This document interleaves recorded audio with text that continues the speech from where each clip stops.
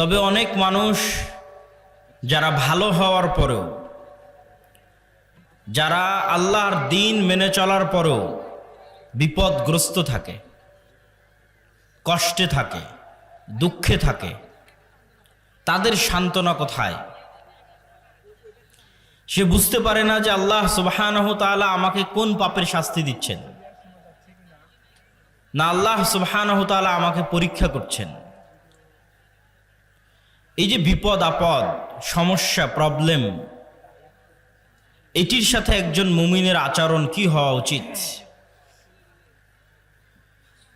এই বিপদ আপদ বিষয়ে আল্লাহ সুবহানাহু ওয়া তাআলা পবিত্র কোরআন মাজিদে বলেছেন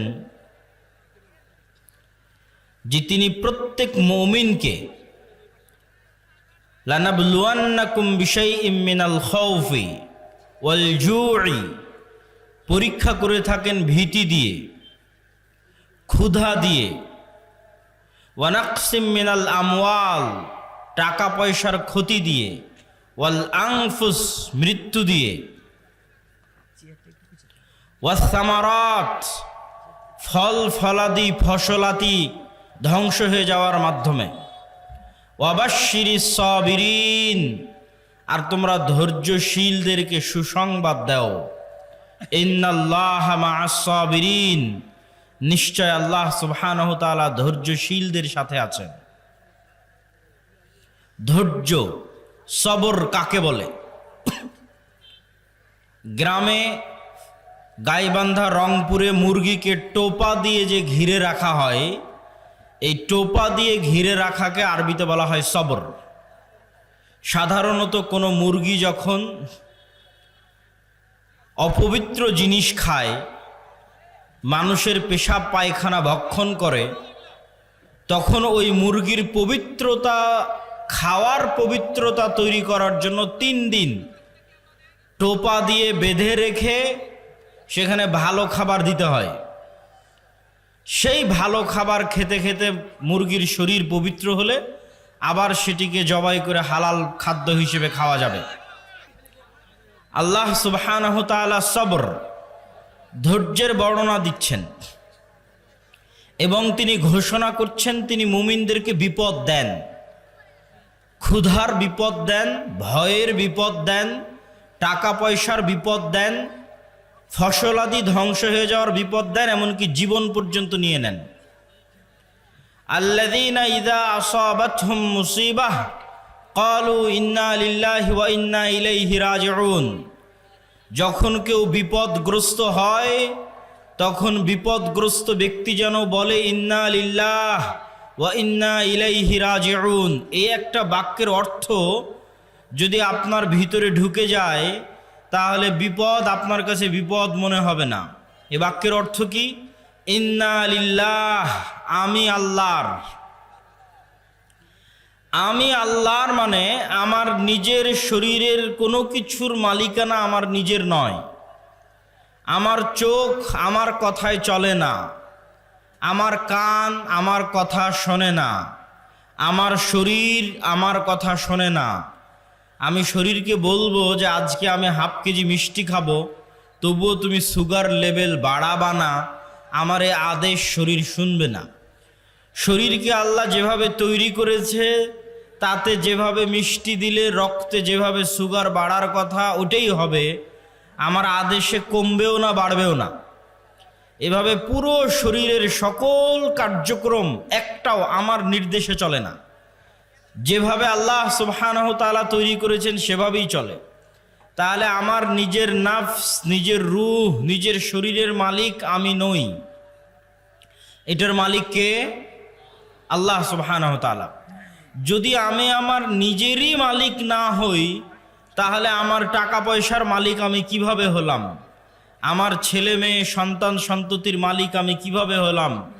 আমার বাড়ি গাড়ির মালিক আমি কিভাবে হলাম?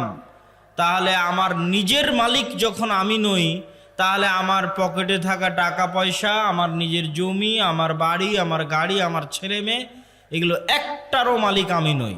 আরও স্পষ্ট করে বললে, আল্লাহ চাইলে তো এখন আমাকেই তুলে নিয়ে যেতে পারেন, যেহেতু আমি নিজের মালিক নই, আমি আল্লাহর অধীনস্থ, আল্লাহ আমার মালিক, তো আল্লাহ চাইলে আমাকেই তুলে নিয়ে যেতে পারেন, এটাই আমি বাধা দিতে পারবো না। সেখানে আল্লাহ যদি আমার ছেলেকে উঠিয়ে নিয়ে যায় তো আমি কি বাধা দিব?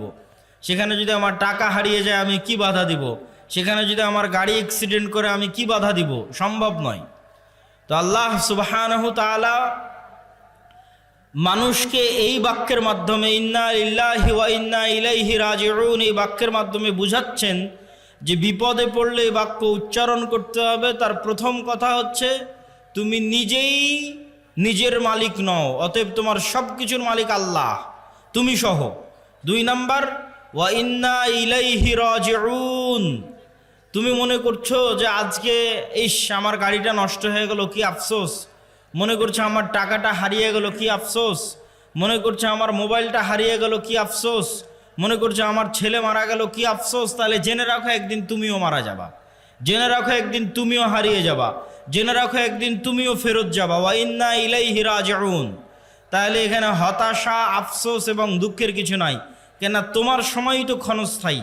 তুমিই চলে যেতে পারতে, তুমিই হারিয়ে যেতে পারতে, তুমিই নষ্ট হয়ে যেতে পারতে, এটা তোমার ভাগ্যে আছে। ওয়া ইন্না ইলাইহি রাজিউন, যেতে হবে তোমাকে। অতএব তোমার সাথে যেটি ঘটুক সেটি একটাও তোমার সাথে, তোমার নিজস্ব কোনো জিনিসের সাথে ঘটেনি, বরং আল্লাহ সুবহানাহু তাআলার দেওয়া জিনিসের সাথে ঘটেছে। ওয়া মিম্মা রাযাকনাহুম ইউনফিকুন, আল্লাহ যখন মানুষকে টাকা পয়সার কথা বলেছেন তখনও বলেছেন যে এই টাকা পয়সা আমি দিয়েছি, এই রিজিক তোমরা উপার্জন করনি, আমি দিয়েছি। সবর, সবর ধৈর্য ধারণ করা কি জিনিস বলছিলাম। মুরগি যখন টোপা দিয়ে ঘিরে রাখা হয় এটাকে বলা হয় সবর, আটকে রাখা। আরবিতে আটকে রাখা মানে যখন আপনি গুনাহ থেকে নিজেকে আটকে রাখেন তখন সবর, যখন আপনি নেকির উপর নিজেকে ধরে রাখেন তখন সবর। যেমন আজকে এখানে বক্তব্য শুনে মনে মনে বললেন আজ থেকে 5 ওয়াক্ত সালাত আদায় করব, একদিনও আদায় করতে পারলেন না, তাহলে আপনার সবর নাই। মনে করলেন আজ থেকে গান শুনবো না, 7 দিন শোনা বন্ধ রাখার পর আর ধরে রাখতে পারলেন না, তার মানে সবর নাই। নিজেকে কোনো কিছুর উপর ধরে রাখা, ঠিক মুরগিকে যেমন টোপা দিয়ে আটকে রাখা হয়েছে, বেঁধে রাখা হয়েছে, ধরে রাখা হয়েছে, এরকম যে আমি প্রতিদিন সূরা ইখলাস পড়বো, কোরআন পড়বো, এটার উপর নিজেকে ধরে রাখা, ধরে রাখতে পারতেছি, একদিনও মিস যাচ্ছে না, এটা সবর। আমি গান শুনতে চাই না, শুনবো না, এটার উপর নিজেকে কতদিন ধরে রাখতে পারতেছি, এটা সবর। এই জন্য মানুষের সকল নেক আমলের মূল রহস্য হচ্ছে সবর। এই জন্য আল্লাহ সুবহানাহু তাআলা পবিত্র কোরআন মাজিদে বারবার সবরের দার্স এবং সবরের উদাহরণ এবং বিপদ আপদের কথা উল্লেখ করেছেন। ওয়াতাওয়াসাউ বিল হাক্কি ওয়াতাওয়াসাউ বিস সবর, তোমরা পরস্পরকে সত্যের দিকে দাওয়াত দাও, পরস্পরকে ধৈর্যের দিকে দাওয়াত দাও। প্রশ্ন হচ্ছে, যখন আল্লাহওয়ালা মানুষ, দিনদার মানুষ, পরহেজগার মানুষ দেখে যে একটা ইহুদি, একটা খ্রিস্টান, একটা ফাসেক, একটা জালেম, তার কি সুখের জীবন, অন্যায়ভাবে টাকা পয়সা উপার্জন করে এসি, ফ্রিজ, বাসা, বাড়ি, বিল্ডিং, জমি জায়গা ক্রয় করে একাকার, আর আমি 5 ওয়াক্ত সালাত আদায় করে, তাহাজ্জুদের সালাত আদায় করে আমি বিপদে, হয় অসুখ বিসুখে বিপদে, না হয় জিনিসপাতি নিয়ে বিপদে, না হয় অন্য কোনো কিছু নিয়ে বিপদে। আর রহস্য কি? রাসূলুল্লাহ সাল্লাল্লাহু আলাইহি ওয়াসাল্লাম বলেন, আল্লাহ সুবহানাহু তাআলা যাকে সবচেয়ে বেশি ভালোবাসেন তাদেরকে সবচেয়ে বেশি পরীক্ষায় ফেলেন, আর আল্লাহ সুবহানাহু তাআলা সবচেয়ে বেশি ভালোবাসেন নবীদেরকে, এই জন্য নবীদের পরীক্ষা সবচেয়ে বেশি। 2 জন নবীর সাথে যদি আপনি আপনাকে মিলান, তাহলে আপনার কোনো বিপদ, পৃথিবীর কোনো বিপদ আর আপনার কাছে বিপদ মনে হবে না যদি শুধু 2 জন নবীর সাথে আপনি আপনাকে মিলান। তার একজন নবী ইউসুফ আলাইহিস সালাতু ওয়াস সালাম, আর একজন নবী মুহাম্মদ সাল্লাল্লাহু আলাইহি ওয়াসাল্লাম। ইউসুফ আলাইহিস সালাতু ওয়াস সালাম নিজে নবী, তার পিতা ইয়াকুব আলাইহিস সালাতু ওয়াস সালাম নবী, তার দাদা ইসহাক আলাইহিস সালাতু ওয়াস সালাম নবী, তার পরদাদা ইব্রাহিম আলাইহিস সালাতু ওয়াস সালাম নবী। তাহলে এতগুলো নবীর সন্তান হওয়ার পরেও, এত তাকওয়াবান পরহেজগার হওয়ার পরেও তিনি ভাইদের ষড়যন্ত্রে কুয়ায় নিক্ষিপ্ত হচ্ছেন অসহায় অবস্থায়। কি অপরাধ, কোন পাপের শাস্তি যে ইউসুফকে কুয়ায় নিক্ষিপ্ত হতে হবে? কুয়া থেকে উদ্ধার হয়ে বাজারে বিক্রি হয়ে যাচ্ছেন। কি অপরাধ, কোন পাপের শাস্তি যে ইউসুফকে আজ বাজারে বিক্রি হতে হবে নবীর সন্তান হওয়ার পরেও? শুধু কি বাজারে বিক্রি, মানুষের বাড়িতে কৃতদাস হিসেবে, কাজের লোক হিসেবে কাজ করে খাচ্ছেন। অথচ নবী, তার পিতা নবী জীবিত আছে, তার পিতা তার জন্য দোয়া করতেছে। কোন পাপের অপরাধ, কোন পাপের শাস্তিতে ইউসুফ আলাইহিসসালাতু ওয়াসসালাম মানুষের বাড়িতে কাজ করে খাচ্ছেন? ইউসুফ আলাইহিসসালাতু ওয়াসসালাম মানুষের বাড়িতে কাজ করছেন, ঠিক আছে, তারপরে মিথ্যা অপবাদ তার উপর আরোপিত হলো। মিথ্যা অপবাদ আরোপিত হওয়ার পর জেলখানায় গেলেন। জেলখানায় বিনা অপরাধে বিনা বিচারে জেল খাটলেন 7 বছর।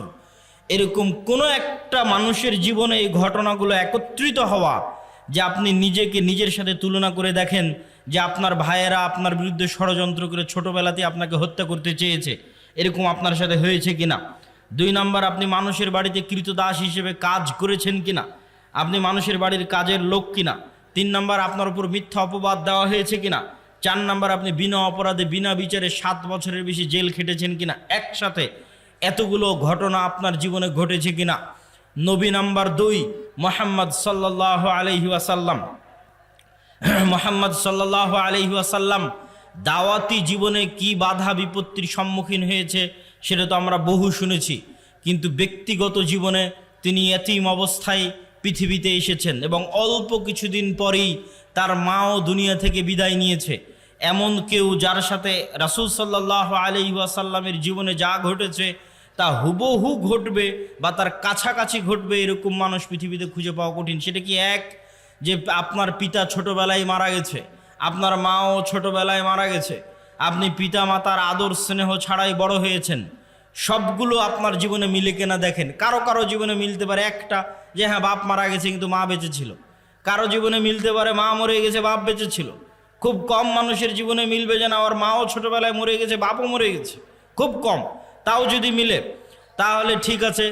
আপনি তারপরে দাদা মারা গেল, তারপরে হচ্ছে আপনি যেই স্ত্রীকে বিবাহ করেছেন, যেই স্ত্রী আপনার সবচেয়ে আদরের, সবচেয়ে বিশ্বস্ত, সবচেয়ে কাছের, সেই স্ত্রী আপনার জীবদ্দশায় মারা গেল।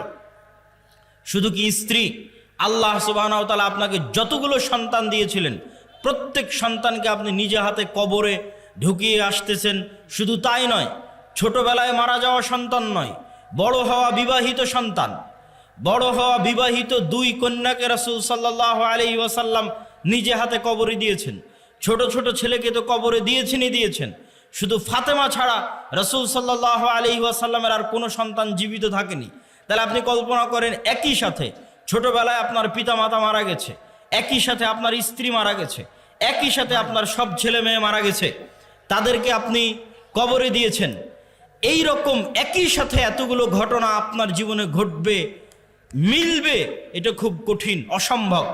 তাহলে নবী হওয়ার পর রাসূল সাল্লাল্লাহু আলাইহি ওয়াসাল্লাম কোন পাপের শাস্তিতে, কোন অপরাধের শাস্তিতে এতগুলো ব্যক্তিগত জীবনের বিপদের মুখোমুখি হচ্ছেন? দাওয়াতি জীবনের নয়। দাওয়াতি জীবনের ঘটনা তো আরো লম্বা। শিয়াবে আবি তালেবে যখন তার চাচাকে সহ 3 বছর যখন ঘিরে রাখা হলো, গৃহবন্দী রাখা হলো, যখন খাবারের কোনো কিছু ছিল না, যখন তায়েফের ময়দানে মারা হলো, আঘাত করা হলো, যখন বদর উহুদে হত্যা করার চেষ্টা করা হলো, যখন মক্কায় হত্যার চেষ্টা হলো, অসংখ্য দাওয়াতি জীবনে বাধা রাসূল সাল্লাল্লাহু আলাইহি ওয়াসাল্লামের, সেগুলোতে আমরা গেলাম না। সম্মানিত উপস্থিতি, শুধু এই 2 নবীর জীবনের সাথে যদি আপনি আপনার নিজের জীবনকে মিলান, তাহলে আপনার জীবনে আর কোনো কষ্ট, কোনো দুঃখ, কোনো বিপদ, কোনো সমস্যা আর বিপদ আর দুঃখ আর কষ্ট বলে মনে হবে না। আসলেই আল্লাহ সুবহানাহু ওয়া তাআলা যাদেরকে ভালোবাসেন তাদেরকে আল্লাহ সুবহানাহু ওয়া তাআলা পরীক্ষা করতে চান। কেন পরীক্ষা করতে চান? রাসূল সাল্লাল্লাহু আলাইহি ওয়াসাল্লাম বলেন, মা মিন মুসলিমিন, এমন কোনো মুসলমান যে বিপদগ্রস্ত হয়। কেমন বিপদগ্রস্ত? যে তার পায়ে একটা কাঁটাও যদি ফুটে, তার পায়ে যদি একটা কাঁটাও ফুটে, শুধু তাই না, সে যদি ন্যূনতম দুশ্চিন্তার মধ্যেও থাকে, হাম্মিন আও হুজনিন, যদি ন্যূনতম দুশ্চিন্তার মধ্যেও থাকে, তাহলে এই কাঁটা ফুটার মাধ্যমে, এই দুশ্চিন্তার মাধ্যমে আল্লাহ সুবহানাহু ওয়া তাআলা তার গুনাহকে ক্ষমা করে দেন। আল্লাহু আকবার। এবং বিপদ বাড়তে বাড়তে বাড়তে বাড়তে এমন অবস্থায় সে দুনিয়া থেকে বিদায় নেয় যখন তার উপরে আর কোনো গুনাহই নাই, সকল গুনাহ দুনিয়াতেই মিটে গেছে। তো বিপদ মানুষের জীবনে আসতেই পারে, মুসিবাহ মানুষের জীবনে আসতেই পারে, সমস্যা মানুষের জীবনে আসতেই পারে, কিন্তু ধৈর্য ধারণ করা হচ্ছে একজন মুমিনের পরিচয়। শুধু ধৈর্য নয়, ধৈর্যেরও উপরের একটা স্তর আছে, তার নাম রেজা, সন্তুষ্টি। এই সন্তুষ্টির স্তরে খুব মজবুত ইমান ছাড়া মানুষের পক্ষে পৌঁছা সম্ভব নয়। ধৈর্যের স্তরে মানুষ পৌঁছতে পারে, কিন্তু রেজা, সন্তুষ্টির স্তরে মানুষের পক্ষে পৌঁছা কঠিন। সন্তুষ্টি কি? সন্তুষ্টি হচ্ছে আল্লাহ সুবহানাহু ওয়া তাআলা আমার জন্য যে সিদ্ধান্ত নিয়েছেন, এই সিদ্ধান্তের উপর আমি খুশি, এই সিদ্ধান্তের উপর আমি খুশি। একদা এক মহিলা রাসূল সাল্লাল্লাহু আলাইহি ওয়াসাল্লামের কাছে আসলেন, তিনি মৃগী রোগে আক্রান্ত। আল্লাহর নবীকে তিনি বললেন, আল্লাহর নবী, আপনি আমার জন্য দোয়া করে দেন যেন আল্লাহ সুবহানাহু ওয়া তাআলা আমার মৃগী রোগ ভালো করে দেয়। রাসূল সাল্লাল্লাহু আলাইহি ওয়াসাল্লাম তাকে বলেন, ইন শি'তি সাবারতি ফালাকিল জান্নাহ, তুমি যদি চাও তাহলে তোমার যে মৃগী রোগ হয়েছে এই রোগের উপর সন্তুষ্ট থাকো, আর আল্লাহ তোমার জন্য জান্নাত দিবে। আর যদি চাও আমি তোমার মৃগী রোগ ভালো হওয়ার জন্য আল্লাহর কাছে দোয়া করে দিতে পারি। রাসূল সাল্লাল্লাহু আলাইহি ওয়াসাল্লাম একটা রোগের উপর চিকিৎসা না নিয়ে সন্তুষ্ট থাকতে বলতেছেন জান্নাতের বিনিময়ে। তখন ওই মহিলা মানুষ বলছে, ঠিক আছে, আমাকে আল্লাহ যে অসুখ দিয়েছে এই অসুখের উপর আমি সন্তুষ্ট থাকতে চাই, তবে আপনি এতটুকু দোয়া করেন যেন আমার কাপড় চোপড় খুলে না যায়। মৃগী রোগে আক্রান্ত হলে, ব্রেন ঠিক না থাকলে কাপড় চোপড় খুলে যায়, কাপড় চোপড় যেন আমি খুলে না ফেলি, সেই দোয়াটুকু আপনি করে দিয়েন। আর আল্লাহ আমাকে যে অসুস্থতা দিয়েছে এই অসুস্থতার উপর আমি রাজি, সন্তুষ্ট, খুশি। তো রেজার স্তর হচ্ছে সর্বোচ্চ স্তর, যে সর্বোচ্চ স্তরে আল্লাহ মানুষের সাথে যে ফায়সালা করে, আল্লাহ আপনার সাথে যা ঘটতেছে এটা আল্লাহর ফায়সালায় ঘটতেছে, আল্লাহর ইচ্ছায় ঘটতেছে, আল্লাহর অনুমতিতে ঘটতেছে। তো আপনার জীবনে যা ঘটতেছে এই ফায়সালার উপর যখন আপনি সন্তুষ্ট থাকেন, তথা ওই অবস্থাতেও আপনি আলহামদুলিল্লাহ বলতে পারেন। ধৈর্য মানুষ ধরে একটু দুঃখ পাওয়ার পর, একটু কষ্ট পাওয়ার পর, একটু দুশ্চিন্তা করার পর, টেনশন করার পর। রেজা যে অবস্থায় আছে ওই অবস্থার উপর আল্লাহ সুবহানাহু ওয়া তাআলার সিদ্ধান্তের উপর খুশি হওয়া, মনে কোনো প্রভাব, কোনো দাগ না কাটা, সর্বোচ্চ স্তরের তাওহীদ ছাড়া এটা সম্ভব নয়। সর্বোচ্চ স্তরের তাওহীদ দিয়ে মানুষ বিনা হিসাবে জান্নাতে যাবে। সেই বিনা হিসাবে যারা জান্নাতে যাবে ওই রকম লেভেলের মানুষের পক্ষে সম্ভব যে আল্লাহ সুবহানাহু ওয়া তাআলা তার সাথে যে সিদ্ধান্ত গ্রহণ করবেন সেই সিদ্ধান্তের উপর সে রাজি খুশি থাকবে। রাসূল সাল্লাল্লাহু আলাইহি ওয়াসাল্লাম বলছেন, আল্লাহ সুবহানাহু ওয়া তাআলা যাকে ভালোবাসেন তাকে দুনিয়া দেন, বিষয়টা এমন নয়। তথা দুনিয়া দেওয়া ভালোবাসার প্রমাণ নয়, বরং আল্লাহ সুবহানাহু ওয়া তাআলা যাকে ভালোবাসেন তাকে তার আনুগত্য করার তৌফিক দেন। তাহলে আজকে শাখাহাতি, বালুয়া, গোবিন্দগঞ্জ, মহিমাগঞ্জে কেউ কোটি টাকার মালিক হয়ে গেল, তার মানে তার উপর আল্লাহর দয়া আছে, এটি ভুল ধারণা। শাখাহাতি, বালুয়া, মহিমাগঞ্জ, গোবিন্দগঞ্জ, গাইবান্ধায় কেউ বিশাল বাড়ি করে নিল, কেউ খুব আরামে আছে, আয়েশে আছে, দুবাই ঘুরছে, কারো বাড়িতে এসি ফ্রিজ আছে, তার মানে তার উপর আল্লাহর দয়া আছে, আল্লাহ তাকে ভালোবেসে এগুলো দিয়েছে। এটা ভুল ধারণা। ভালোবাসা বুঝতে হলে কি দেখতে হবে? আল্লাহ তাকে আনুগত্য করার তৌফিক দেয় কিনা। সকালে যখন ফজরের আজান দিবে তখন জানালা খুলে দেখবেন যে একদল মানুষ, অল্প সংখ্যক মানুষ গুটি গুটি পায়ে মসজিদের দিকে এগিয়ে যাচ্ছে। ওই যে ফজরের সালাত যাকে আল্লাহ জামাতে পড়ার তৌফিক দিয়েছে, ওই মানুষকে আল্লাহ ভালোবাসে, বলেন আল্লাহু আকবার। আর আল্লাহ সুবহানাহু ওয়া তাআলা আপনাকে ভালোবাসেন কিনা, আপনাকে যে শাস্তি দিচ্ছেন এটা আপনি কি দিয়ে বুঝবেন? দেখবেন আপনি গুনাহে লিপ্ত আছেন, এটাই শাস্তি। এর চেয়ে বড় শাস্তি পৃথিবীতে আর হয় না। আল্লাহ আপনাকে হারাম কাজে লিপ্ত রেখেছে, এটাই শাস্তি। আল্লাহ আপনাকে গুনাহে লিপ্ত রেখেছে, এটাই শাস্তি। পৃথিবীর নিকৃষ্ট থেকে নিকৃষ্ট কাজ আপনার হাত দিয়ে হচ্ছে, এটাই শাস্তি।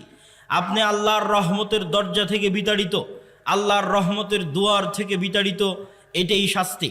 অতএব দুনিয়া পাওয়ার উপর নির্ভর করে না যে মানুষকে আল্লাহ সুবহানাহু ওয়া তাআলা ভালোবাসেন কিনা, বরং দুনিয়াতে আল্লাহ তাকে আল্লাহর আনুগত্যের তৌফিক দিচ্ছে কিনা, এইটা দিয়ে সে বুঝতে পারবে যে হ্যাঁ আল্লাহ আমাকে 5 ওয়াক্ত নামাজ পড়ার সুযোগ দিচ্ছে, তার মানে আল্লাহর দয়া আমার উপর আছে। আর 5 ওয়াক্ত নামাজ এত চেষ্টা করি তাও পড়তে পারি না, তাহলে আল্লাহর দয়া আসলে নাই। এত চেষ্টা করি কোরআন পড়তে পারি না, তাহলে আল্লাহর দয়া আমার সাথে নাই।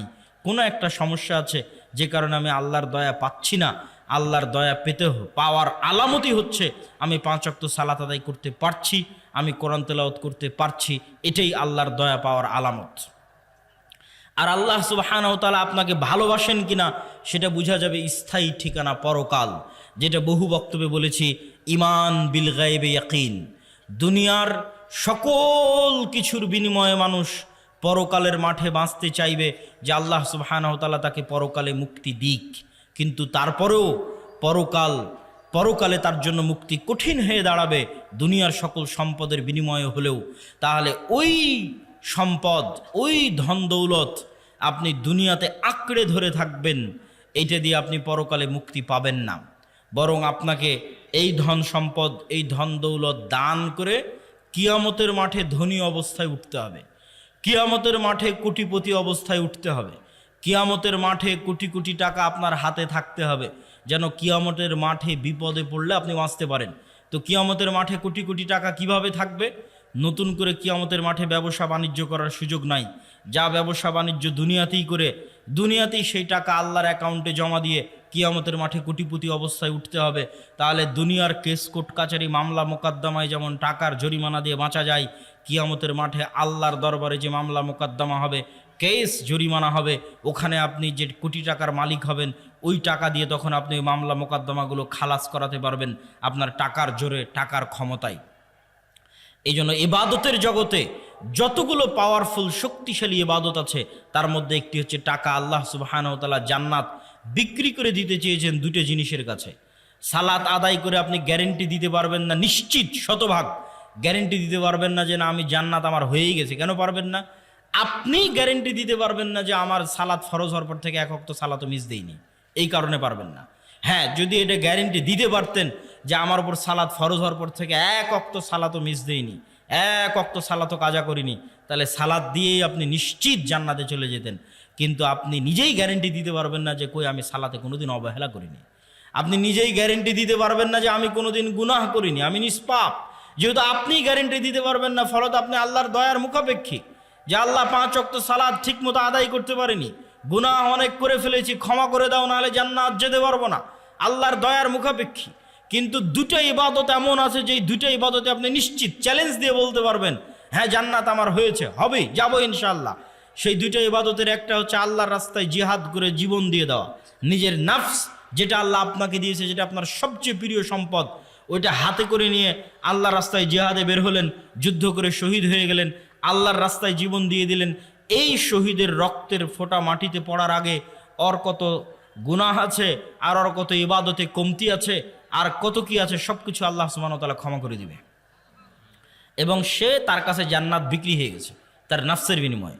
আর একজনের কাছে জান্নাত বিক্রি হয়ে যাবে, সে হচ্ছে যে টাকা দিয়ে জান্নাত কিনতে পারবে। টাকা দিয়ে কেমনে জান্নাত কিনবে? দুনিয়াতেই অসংখ্য ইবাদতের কমতির আপনি পূরণ দিতে পারবেন টাকা দিয়ে। দুনিয়াতে আপনি অসংখ্য গুনাহের কাফফারা দিতে পারবেন টাকা দিয়ে।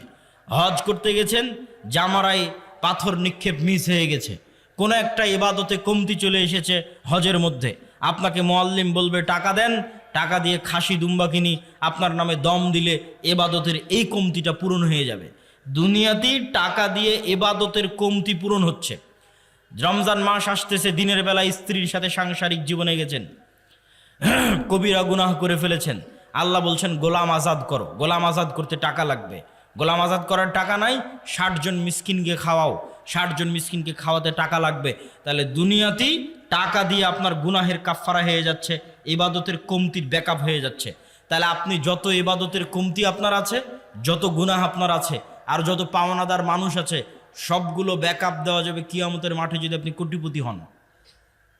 টাকা দিয়ে ব্যাকআপ দেওয়া যাবে, কিন্তু সেই টাকা দুনিয়াতেই অর্জন করে এখানে বসে থেকেই পরকালের অ্যাকাউন্টে, আল্লাহ সুবহানাহু ওয়া তাআলার অ্যাকাউন্টে জমা করে যেতে হবে। মুসলমানদের সবচেয়ে বড় হতাশার জায়গা হচ্ছে মুসলমানেরা অর্থনীতি, টাকা পয়সাকে গুরুত্ব কম দেয়। হ্যাঁ, আগের আলোচনা, বিপদ আপদের আলোচনায় এটি আমরা স্পষ্ট করেছি যে কেউ টাকার মালিক হবে মানেই সে দয়াপ্রাপ্ত, বিষয়টি এমন নয়। কে দয়াপ্রাপ্ত? যাকে আল্লাহ তার ইবাদতের সুযোগ দেয়। তাহলে দুটোই যদি মিলে যায় তাহলে ওর চেয়ে বড় দয়াপ্রাপ্ত আর কে? এটাই রাসূল সাল্লাল্লাহু আলাইহি ওয়াসাল্লাম বলেছেন যে দুই শ্রেণীর মানুষের সাথে তোমরা ঈর্ষা করতে পারবা, যেই দুই শ্রেণীর এক শ্রেণী হচ্ছে এত ব্যতিক্রম যে সাধারণত এই দুটো একসাথে মিলে না, একত্রিত হয় না। সেটা কি? যাকে আল্লাহ টাকারও মালিক করেছে, কোটি কোটি টাকার মালিক করেছে। খুব ব্যতিক্রম যে কোটি কোটি টাকার মালিক দুবাই গিয়ে মদের বারে, জুয়ার বারে আড্ডা না দিয়ে, নারী মদ জুয়া নিয়ে ফুর্তি না করে ওর কোটি কোটি টাকা আল্লাহর রাস্তায় দান করবে। এই দুইটা মিলে যাওয়া, হবে কোটি কোটি টাকার মালিক, আবার সেই কোটি কোটি টাকা ব্যয় করবে আল্লাহর রাস্তায়, এই তৌফিক পাওয়া, এটা পৃথিবীর সবচেয়ে ব্যতিক্রম মানুষ, যাদেরকে আল্লাহ স্পেশাল ভালোবাসে। দাউদ আর সুলাইমানের মতো, যে কোটি কোটি টাকার মালিক কিন্তু সেই কোটি কোটি টাকা আল্লাহর নাফরমানিতে ব্যয় হয় না, আল্লাহর আনুগত্যে ব্যয় হয়। তাহলে নিশ্চিত জেনে রাখেন ওর উপর আল্লাহর দয়া আছে, ওর উপর আল্লাহর খাস রহমত আছে, বিশেষ রহমত আছে, যে কোটি টাকার মালিক আবার সেই টাকা আল্লাহর রাস্তায় ব্যয় করার তৌফিক পেয়েছে। দাউদ আর সুলাইমান আলাইহিমাস সালাতু ওয়াস সালামের মতো। সম্মানিত উপস্থিতি, টাকা পয়সার গুরুত্ব যেমন দুনিয়াতে আছে, টাকা পয়সার গুরুত্ব তেমন পরকালে আছে। গোলামি থেকে মুক্তির জন্য অর্থনৈতিক মুক্তি ছাড়া অন্য রাস্তা পাওয়া খুব কঠিন। অর্থনৈতিক মুক্তি লাগবেই, এটা আমি আপনি যতটুকু ভালো বুঝি, আমার এবং আপনার চেয়ে মুহাম্মদ সাল্লাল্লাহু আলাইহি ওয়াসাল্লাম ভালো বুঝতেন। মুহাম্মদ সাল্লাল্লাহু আলাইহি ওয়াসাল্লাম যখন মক্কা থেকে হিজরত করে মদিনায় গেলেন, তখন দেখলেন মদিনার আনসারেরা কৃষক, আর মদিনার সকল ব্যবসা বাণিজ্যের মালিক হচ্ছে ইহুদিরা, আর মদিনা রাষ্ট্রের প্রধানমন্ত্রী করে দেওয়া হয়েছে রাসূল সাল্লাল্লাহু আলাইহি সাল্লামকে। তাহলে টাকা ছাড়া প্রধানমন্ত্রী হয়ে দেশ চালানো যাবে না, টাকার মালিক থাকবে ইহুদি, আর আমি প্রধানমন্ত্রী, তো নাম কাওয়াস্তে প্রধানমন্ত্রী, ঢাল নাই তলোয়ার নাই নিধিরাম সর্দার। টাকার মালিকও মুসলমানদের হতে হবে, তাহলে রাষ্ট্র চলবে। আল্লাহর নবী বললেন, মহাজির যারা আমার সাথে এসেছে সব ব্যবসায়ী, সবার রক্তে ব্যবসা আছে। আল্লাহর নবী নিজেও ব্যবসায়ী, কেননা মক্কার কোরাইশরা ব্যবসায়ী। আল্লাহর নবী আনসারদের বললেন, তোমাদের সম্পত্তির অর্ধেক অর্ধেক, 3 ভাগের 1 ভাগ, 3 ভাগের 2 ভাগ, যে যেভাবে পারো মহাজিরদের দিয়ে দাও, মহাজিরেরা ব্যবসা শুরু করবে। মহাজিরদের ব্যবসার জন্য যখন অর্থ দিতে বলা হলো, আনসারীরা রাজি হয়ে গেল। উসমান ইবনে আফফান, আব্দুর রহমান ইবনে আউফ, জুবাইর ইবনুল আওয়াম, এই 3 জন সাহাবী আল্লাহর নবীর জীবদ্দশাতেই কোটি কোটি টাকার মালিক হয়ে গেছে ব্যবসা করে। মদিনায় গিয়ে রাসূল সাল্লাল্লাহু আলাইহি সাল্লামের জীবদ্দশাতেই আল্লাহর নবী যেখানে মসজিদে নববী করেছেন, ওখানে বিয়ের রোমা নামে একটা কুয়া ছিল, যে কুয়াতে মুসলমানদেরকে উজু করতে হতো। ওই কুয়ার মালিক ছিল ইহুদি। রাসূল সাল্লাল্লাহু আলাইহি সাল্লাম বললেন, কে এই কুয়া কিনে দিবে জান্নাতে একটি ঝর্ণার বিনিময়? ওসমান ইবনে আফফান বললেন, আল্লাহর নবী, আমি জান্নাতে একটা ঝর্ণার বিনিময়ে এই কুয়া আপনাকে কিনে দিচ্ছি। তিনি সেই কুয়া কিনে দিলেন। রাসূল সাল্লাল্লাহু আলাইহি ওয়াসাল্লামের আত্মমর্যাদা রক্ষা হলো। না হলে ইহুদির কাছে গিয়ে অনুরোধ করতে হতো, ভাই তুমি এই কুয়ার মালিক, মুসলমানরা উজু করবে, একটু উজু করতে দাও, এটাই গোলামি। আপনি রাসূল সাল্লাল্লাহু আলাইহি সাল্লামের বদরের যুদ্ধ দেখেন, বদরের যুদ্ধ দেখলে মনে হবে এটি একটি ধর্মীয় যুদ্ধ, অবশ্যই ধর্মীয় যুদ্ধ, কিন্তু এখানে অর্থনৈতিক একটা বড় কারণ আছে।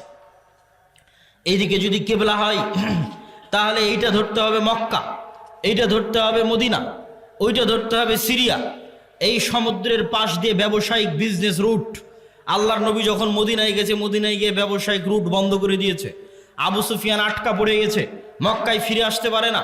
তখন দূত মারফত আবু জাহালকে বলে পাঠিয়েছে যে মুহাম্মদ সাল্লাল্লাহু আলাইহি ওয়াসাল্লামের সাহাবীরা বিজনেস রুট বন্ধ করে দিয়েছে, তাড়াতাড়ি এসে আমাদের উদ্ধার করো। তখন আবু জাহাল মক্কা থেকে 1000 সেনাবাহিনী নিয়ে রওনা দিয়ে বদরে গিয়ে যুদ্ধ করেছে। বদর মদিনা থেকে 300 কিলোমিটার দূরে সমুদ্রের দিকে, যে সমুদ্র হচ্ছে ব্যবসায়িক রাস্তা। তাহলে ব্যবসায়িক রাস্তা পরিষ্কার করতে আবু জাহাল আবু সুফিয়ানকে যুদ্ধ করতে হয়েছে, কেননা তারা আতঙ্কিত হয়ে গেছিল। আজকে মুহাম্মদ সাল্লাল্লাহু আলাইহি ওয়াসাল্লামের মদিনায় যাওয়া 1 সপ্তাহ হয়নি, 10 দিন হয়নি, তাতে আমাদের ব্যবসায়িক রাস্তা বন্ধ। যদি মদিনা আরও শক্তিশালী হয়, আমরা মক্কার মানুষ কি করে খাবো? সিরিয়াতে তো আমাদের ব্যবসার রাস্তা বন্ধ হয়ে যাবে। তাহলে বদরের যুদ্ধ দেখতে মনে হলেও ধর্মীয় যুদ্ধ, তার পিছনে অর্থনৈতিক বড় একটা কারণ আছে। রাসূল সাল্লাল্লাহু আলাইহি ওয়াসাল্লাম খুব ভালোভাবে জানতেন টাকার প্রয়োজন আছে। অর্থনৈতিক মুক্তির মাধ্যমে গোলামি থেকে মুক্তি হয়। আর আমাদেরকে গোলাম বানিয়ে রাখার জন্যই সুদি যে প্রথা, এই সুদি প্রথা হচ্ছে আমাদেরকে গোলাম বানিয়ে রাখার একটা অন্যতম মাধ্যম, একটা অন্যতম উপায়। সম্মানিত উপস্থিতি, আমরা আলোচনা করছিলাম যে অর্থনৈতিক ইবাদত বিপদ আপদের সাথে সম্পৃক্ত রেখে আমরা অর্থনৈতিক ইবাদতের আলোচনার মধ্যে ঢুকেছি। রাসূল সাল্লাল্লাহু আলাইহি ওয়াসাল্লামের কাছে একজন গরিব ফকির মিসকিন সাহাবী এসে বললেন, আল্লাহর নবী, এটা হচ্ছে আমার বাড়ি, আমার বাড়ির পাশে একটা ধনী মানুষের বাড়ি, তার খেজুরের গাছের ডালপালা আমার বাড়িতে এসে থাকে, তো আমার ছেলে পেলে তার গাছ থেকে খেজুর পেড়ে খায়, তো সে আমাকে খুব বকাবকি করে, আল্লাহর নবীর কাছে বিচার দিচ্ছে। আল্লাহর নবী বললেন, ওই ধনী ব্যক্তিকে তুমি জান্নাতে একটা খেজুর গাছের বিনিময়ে এই খেজুর গাছটাই গরিবকে দিয়ে দাও, তোমার তো অনেক খেজুর গাছ আছে, জান্নাতে একটা খেজুর গাছের বিনিময়ে খেজুর গাছটা গরিবকে দিয়ে দাও। সে ব্যক্তি রাজি হলো না। ব্যক্তি মালিকানায় নবীও হস্তক্ষেপ করতে পারে না, ব্যক্তি মালিকানায় রাষ্ট্র হস্তক্ষেপ করতে পারে না। নবীর কথা সাহাবী শুনতেছে না, জান্নাতে একটা খেজুর গাছের বিনিময়ে খেজুর গাছ দিতে বলছে, দেয়নি। তো আবু দাহদা নামে একজন সাহাবী এই ঘটনা শুনতে পেয়েছে। শুনতে পেয়ে সে এই ধনী ব্যক্তিকে বলতেছে, ভাই, আমার একটা বিশাল খেজুরের বাগান আছে, কয়েকশো কয়েক হাজার খেজুর গাছ আছে, ওই পুরো খেজুরের গাছ খেজুরের বাগান তোমার, আর এই যে একটা খেজুরের গাছ আল্লাহর নবী জান্নাতে একটা খেজুর গাছের বিনিময়ে দিতে বলেছে, ওইটা আমাকে দিয়ে দাও। তখন এই ব্যক্তি বলছে, বারে, এত বিশাল খেজুরের বাগান, তার বিনিময়ে একটা খেজুরের গাছ, কি সমস্যা? ও তো আর পরকালের ডিল তো আর বোঝে না, জান্নাতের ডিল তো আর বোঝে না, ও রাজি হয়ে গেছে। তখন আবু দাহদা তার বিশাল খেজুরের বাগান ওই ব্যক্তিকে দিয়ে দিল, আর ওই ব্যক্তি তখন একটা খেজুরের গাছ একে দিয়ে দিল। এখন আল্লাহর নবীকে এসে জিজ্ঞেস করে বলে, আল্লাহর নবী, এই খেজুরের গাছের মালিক এখন আমি, আপনি বলেছিলেন এই খেজুরের গাছ যদি এই গরিবকে দেওয়া হয় জান্নাতে একটা খেজুরের গাছ হবে, কথা কি ঠিক? রাসূল সাল্লাল্লাহু আলাইহি সাল্লাম বললেন, হ্যাঁ, কথা ঠিক। বললেন, তাহলে জান্নাতে একটা খেজুরের গাছের বিনিময়ে এই খেজুরের গাছ এই গরিব মিসকিনকে দিয়ে দিলাম। আল্লাহু আকবার। বাড়িতে এসে স্ত্রীকে বলছে, স্ত্রী, কি? তো বলে, আমার যে বিশাল খেজুরের বাগান ছিল, এই বিশাল খেজুরের বাগান বিক্রি করে দিয়েছি। কত টাকাতে বিক্রি করে দিয়েছো? জান্নাতে একটা খেজুর গাছের বিনিময়ে বিক্রি করে দিয়েছি। আল্লাহু আকবার। তখন স্ত্রী বলছে, তোমার ব্যবসা সফল কাম হোক, লাভজনক হোক। আল্লাহর সাথে ব্যবসা কখনো ক্ষতিগ্রস্ত হয় না, আল্লাহ সুবহানাহু ওয়া তাআলার সাথে ব্যবসা কখনো লস হয় না। কেন লস হয় না সেটাও আমি আমার বক্তব্যের মধ্যে বুঝিয়ে বলবো। সম্মানিত উপস্থিতি, বিপদ দিয়ে বক্তব্য শুরু করেছিলাম কেন?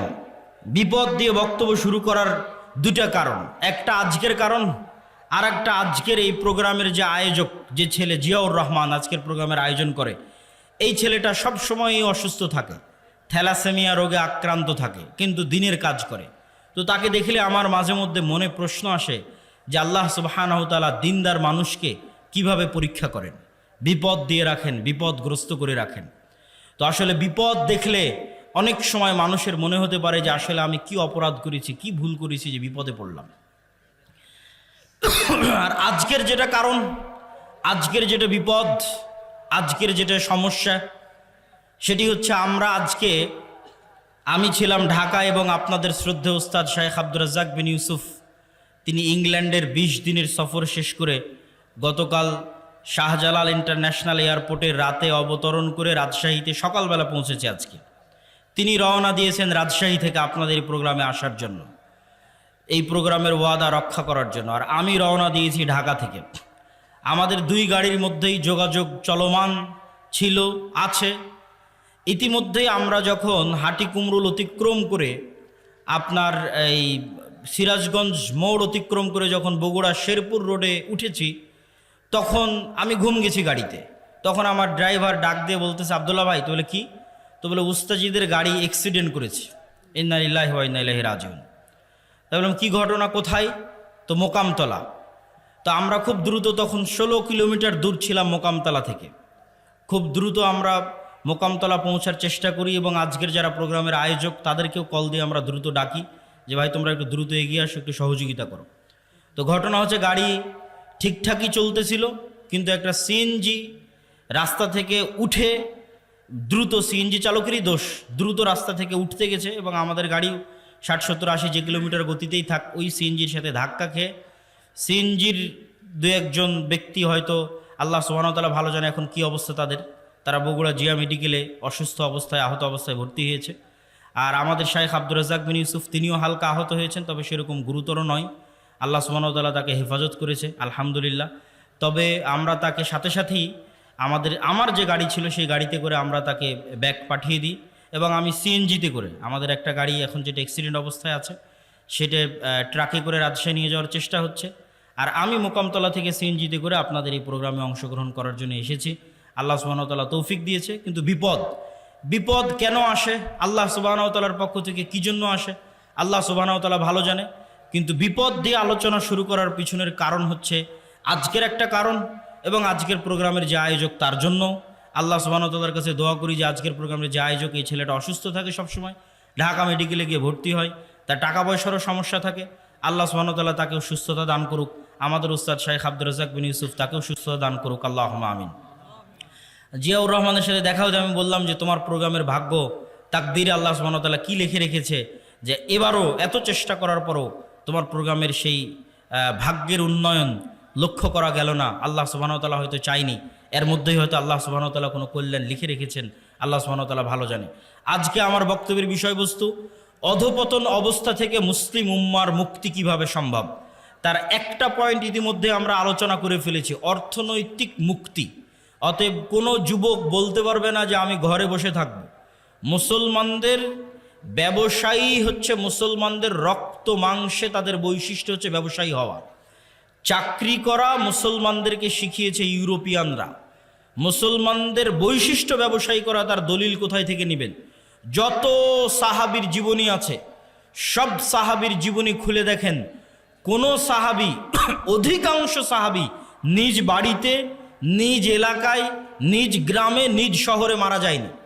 কেননা সবাই ব্যবসা আর দিনের দাওয়াত, এই দুটাকে নিয়ে রওনা দিয়েছে। যতদূর পর্যন্ত ইসলামের খেলাফত গেছে ততদূর পর্যন্ত তাদের ব্যবসার দিনের দাওয়াত চলতে থেকেছে। যেখানে ইসলামিক খেলাফত যায়নি, মালয়েশিয়া, ইন্দোনেশিয়া, ব্রুনাই পর্যন্ত সাহাবীদের দাওয়াত গেছে ব্যবসা আর দিনের দাওয়াত। ভারতের কেরালা, বাংলাদেশের চিটাগাং, এগুলোতে পর্যন্ত দাওয়াত এসেছে ব্যবসা এবং দিনের দাওয়াতের মাধ্যমে। কিন্তু ইউরোপীয় উপনিবেশ মুসলমানদের শিখিয়েছে তোমাদের চাকরি করতে হবে। চাকরি শব্দের অর্থ হচ্ছে চাকর থেকে চাকুরি, গোলাম থেকে গোলামি, নৌকার থেকে নৌকরি, চাকর থেকে চাকুরি। চাকুরির মধ্যে একটু হলেও গোলামের আলামত এবং স্বভাব আছে। আল্লামা ইকবাল বলেছেন, জিন্দা কৌমো কা ইহি হে আলামত কে বদলতি রহতি হে শুভ শাম উনকে। বলছে জীবিত কওমকে, কোন জাতিকে দেখলে বুঝবা যে এই গ্রামের মানুষ এখনো বেঁচে আছে, এই মুসলিম উম্মাহ এখনো বেঁচে আছে, বাংলাদেশের মানুষেরা এখনো বেঁচে আছে, যদি প্রতিদিনের সকাল সন্ধ্যা পরিবর্তন হচ্ছে। তাদের প্রতিদিনের সকাল সন্ধ্যা যদি পরিবর্তন হচ্ছে দেখো, তাহলে বুঝবা বেঁচে আছে। আর যদি দেখো প্রত্যেক দিন একই রকম, সকালে উঠে অফিস, অফিস থেকে বের হয়ে বাসা, সকালে উঠে অফিস, অফিস থেকে বের হয়ে বাসা, সকালে উঠে কারখানা, কারখানা থেকে বের হয়ে বাসা, যদি সেম রুটিন থাকে তাহলে বুঝবে এই জাতি মারা গেছে। কেন? মরু যাযাবর বিদয়ীন যারা মুসলমান হয়েছিল তাদের কোনো দিন সকাল সন্ধ্যা একরকম থাকতো না। ওরা আজকে এখানে 5 দিন, এখান থেকে উঠে পরের দিন রংপুর, রংপুর থেকে উঠে পরের দিন রাজশাহী, রাজশাহী থেকে উঠে পরের দিন ঢাকা। প্রতিদিন এদের সকাল সন্ধ্যা পরিবর্তন হয়। আর যারা ব্যবসায়ী এদের কোনোদিন সকাল সন্ধ্যা এক থাকে না। আজ এই উদ্যোগ, কাল এই সমস্যা, কাল এই প্রবলেম, আজকে এই সমস্যা, আজকে এই উদ্যোগ। প্রতিদিন তাদেরকে নতুন নতুন চ্যালেঞ্জ, নতুন নতুন প্রবলেম মোকাবেলা করে ব্যবসা করতে হয়। তাহলে বুঝতে হবে এরা জীবিত আছে। ব্যবসায়ী হতেই হবে, ব্যবসায়ী হওয়ার চেষ্টা যুবক সমাজকে করতেই হবে। কেন? তার একটা দলিল দিই। আইয়ুব আলাইহিস সালাতু ওয়াস সালাম একদা গোসল করছিলেন, তখন আসমান থেকে স্বর্ণের বৃষ্টি হচ্ছে। আইয়ুব আলাইহিস সালাতু ওয়াস সালাম গোসল বাদ দিয়ে ওই স্বর্ণের বৃষ্টি, স্বর্ণ কুড়াতে গেলেন। যখন স্বর্ণ কুড়াতে গেলেন তখন আল্লাহ সুবহানাহু ওয়া তাআলা আইয়ুব আলাইহিস সালাতু ওয়াস সালামকে বলছে, তোমাকে তো আমি গরিব করে দিইনি, তাহলে তুমি কেন স্বর্ণ কুড়াতে গেলে? এখনো তোমার লোভ গেল না? ধন সম্পদের উপর থেকে এখনো তোমার লোভ যায়নি, থেকে গেছে? তখন আইয়ুব আলাইহিস সালাতু ওয়াস সালাম উত্তরে বলছে, আল্লাহ, ধন সম্পদের উপর লোভ থেকে নয়, স্বর্ণের উপর লোভ থেকে নয়, এই যে স্বর্ণ আকাশ থেকে অবতীর্ণ হচ্ছে এটা আপনার দয়া অবতীর্ণ হচ্ছে, এটা আপনার রহমত অবতীর্ণ হচ্ছে। আর আমি যদি সারা পৃথিবীর সকল ধন সম্পদের মালিক হয়ে যাই তবু আপনার দয়া থেকে যদি বলি যে না আল্লাহর দয়া আমার দরকার নাই, তাহলে তো আমি অহংকারী। সারা পৃথিবীর সব ধন সম্পদের মালিক হয়ে গেছি, তাও যদি বুঝতে পারি ওখান থেকে 1 টাকা ইনকাম করা যাবে, তাহলে আমি মনে করব ওই 1 টাকা তো আল্লাহর দয়া। তাহলে ওই 1 টাকা ইনকাম বাদ দিয়ে ঘরে বসে থাকলে এটা অহংকার হবে আল্লাহর দয়ার সাথে। অতএব ওখান থেকে 1 টাকা ইনকাম করা যাবে, ওটা আল্লাহর দয়া, তাড়াতাড়ি ওটা নিতে হবে। আল্লাহ সুবহানাহু ওয়া তাআলা বলছেন, ফাইদা কুজিয়াতিস সালাত ফান্তাশিরু ফিল আরজ ওয়াবতাগু মিন ফাজলিল্লাহ। যখনই তোমাদের সালাত শেষ হয়ে যায়, তখনই তোমরা বের হয়ে যাও পৃথিবীতে। যেখানে পৃথিবীতে তোমরা আল্লাহর দয়া দেখতে পাবে, সারা পৃথিবীতে আল্লাহর দয়া ছড়িয়ে ছিটিয়ে আছে, ওই দয়াগুলো জমা করো, ওই দয়াগুলো একত্রিত করো, ওই রিজিকগুলো অনুসন্ধান করো। তাহলে কোনো যুবকের পক্ষে সমীচীন হবে না, কোনো মানুষের পক্ষে সমীচীন হবে না যে সে বুঝতে পারবে ওখান থেকে 1 টাকা পাওয়া যাবে আর ওই 1 টাকা ইনকামের চেষ্টা করবে না, এটা অহংকার। বক্তব্যের এই পয়েন্ট আর একটা কথা বলে শেষ করে নতুন পয়েন্টের দিকে এগিয়ে যাই। ধনী কিভাবে হবেন? আমি ইসলামিক ফাইন্যান্সের ছাত্র হিসেবে আজকে আপনাদের গাইবান্ধার মানুষকে একটা পরামর্শ দিয়ে যাই। ধনী হওয়ার উপায় কি? 1 নাম্বার, ধনী হওয়ার পৃথিবীতে কোনো শর্টকাট রাস্তা নাই। প্রত্যেক শর্টকাট রাস্তা হারাম। প্রত্যেক যে এসে আপনাকে বলবে যে এখানে এটা করো, এতদিনের মধ্যে তুমি এত টাকার মালিক হয়ে যাবে, নিশ্চিত জেনে থাকবেন এটা হারাম। পৃথিবীতে ধনী হওয়ার কোনো শর্টকাট রাস্তা নাই, প্রত্যেক শর্টকাট রাস্তা জুয়া। তাহলে ধনী হওয়ার রাস্তা কি? ধনী হওয়ার রাস্তা হচ্ছে কম্পাউন্ড পদ্ধতিতে ধনী হওয়া। সেটা কি? আজকে আপনাদের উপস্থিত জনসমাজকে বললাম আমার এক হাতে আছে 50 লক্ষ টাকা, আর এক হাতে আছে 1 টাকা। আপনারা কে 50 লক্ষ নিতে চান, কে 1 টাকা নিতে চান? তবে শর্ত কি জানেন? এই 50 লক্ষ টাকা থেকে 1 টাকাও বাড়বে না, আর এই 1 টাকা থেকে প্রতিদিন এই 1 টাকাটা দ্বিগুণ হবে। আজ 1 টাকা তো কাল 2 টাকা, 2 টাকা তো পরের দিন 4 টাকা, 4 টাকা তো পরের দিন 8 টাকা, 8 টাকা তো পরের দিন 16 টাকা। কতদিন দ্বিগুণ হবে? 30 দিন। তা আপনারা এখানে বসে থেকেও যদি এখন ক্যালকুলেশন করেন, আপনার মনে হবে আরে বাড়তে তো 8 টাকা, 8 টাকা থেকে 16 টাকার কতই বাড়বে, 16 টাকা থেকে 32 টাকা, তার চেয়ে ভালো এই 50 লক্ষ টাকা এটা নিয়ে নিই। আপনি তাহলে ধনী হতে পারবেন না। আপনি এখনও ব্যবসা বুঝেন না, আপনি এখনও জুয়ার মধ্যে আছেন। মনে করতেছেন ব্যবসা মানে মনে হয় জুয়া, যে একটা গেম খেলে নিলাম একবারে ধনী হয়ে গেলাম। এখান থেকে উঠে গিয়ে হিসাব করবেন যে এই 1 টাকা দ্বিগুণ হতে হতে 30তম দিনে কত হবে? 1 কোটি টাকার বেশি হবে। ক্যালকুলেটরে অথবা মোবাইলে বক্তব্যের শেষে হিসাব করবেন যে 1 টাকা থেকে 2 টাকা, 2 টাকা থেকে 4 টাকা, 4 থেকে 8 টাকা, 8 টাকা থেকে 16 টাকা দ্বিগুণ হতে হতে 30তম দিনে কত হয়? 30তম দিনে 1 কোটি টাকার বেশি হয়ে যাবে। তাহলে ধীর স্থিরভাবে টাকা বাড়তে থাকবে। এটা হলো ধনী হওয়ার রাস্তা। ধনী হওয়ার 2 নম্বর রাস্তা, ধরেন আপনাকে 50 লক্ষ টাকা দিয়ে দিলাম, যে যাও তোমাকে 50 লক্ষ টাকা দিয়ে দিচ্ছি। এখন তুমি ধনী হবা কিনা এটা নির্ভর করছে তোমার মেন্টালিটির উপর, মানসিকতার উপর। কে ধনী হবে 50 লক্ষ টাকা নিয়ে, কে ধনী হবে না বুঝেন। যে 50 লক্ষ টাকা নিয়ে গিয়ে চিন্তা করবে আরে 50 লক্ষ টাকা পেয়েছি, তাহলে 50 লক্ষ টাকা থেকে একটা গাড়ি কিনি, মোটরসাইকেল কিনি, তারপরে একটা গাড়ি কিনি 20 লাখ টাকা দিয়ে, বাড়ি করি 30 লাখ টাকা দিয়ে। আর কি করা যায়? একটা এসি কিনি, একটা ফ্রিজ কিনি, আর কি একটা টিভি কিনি।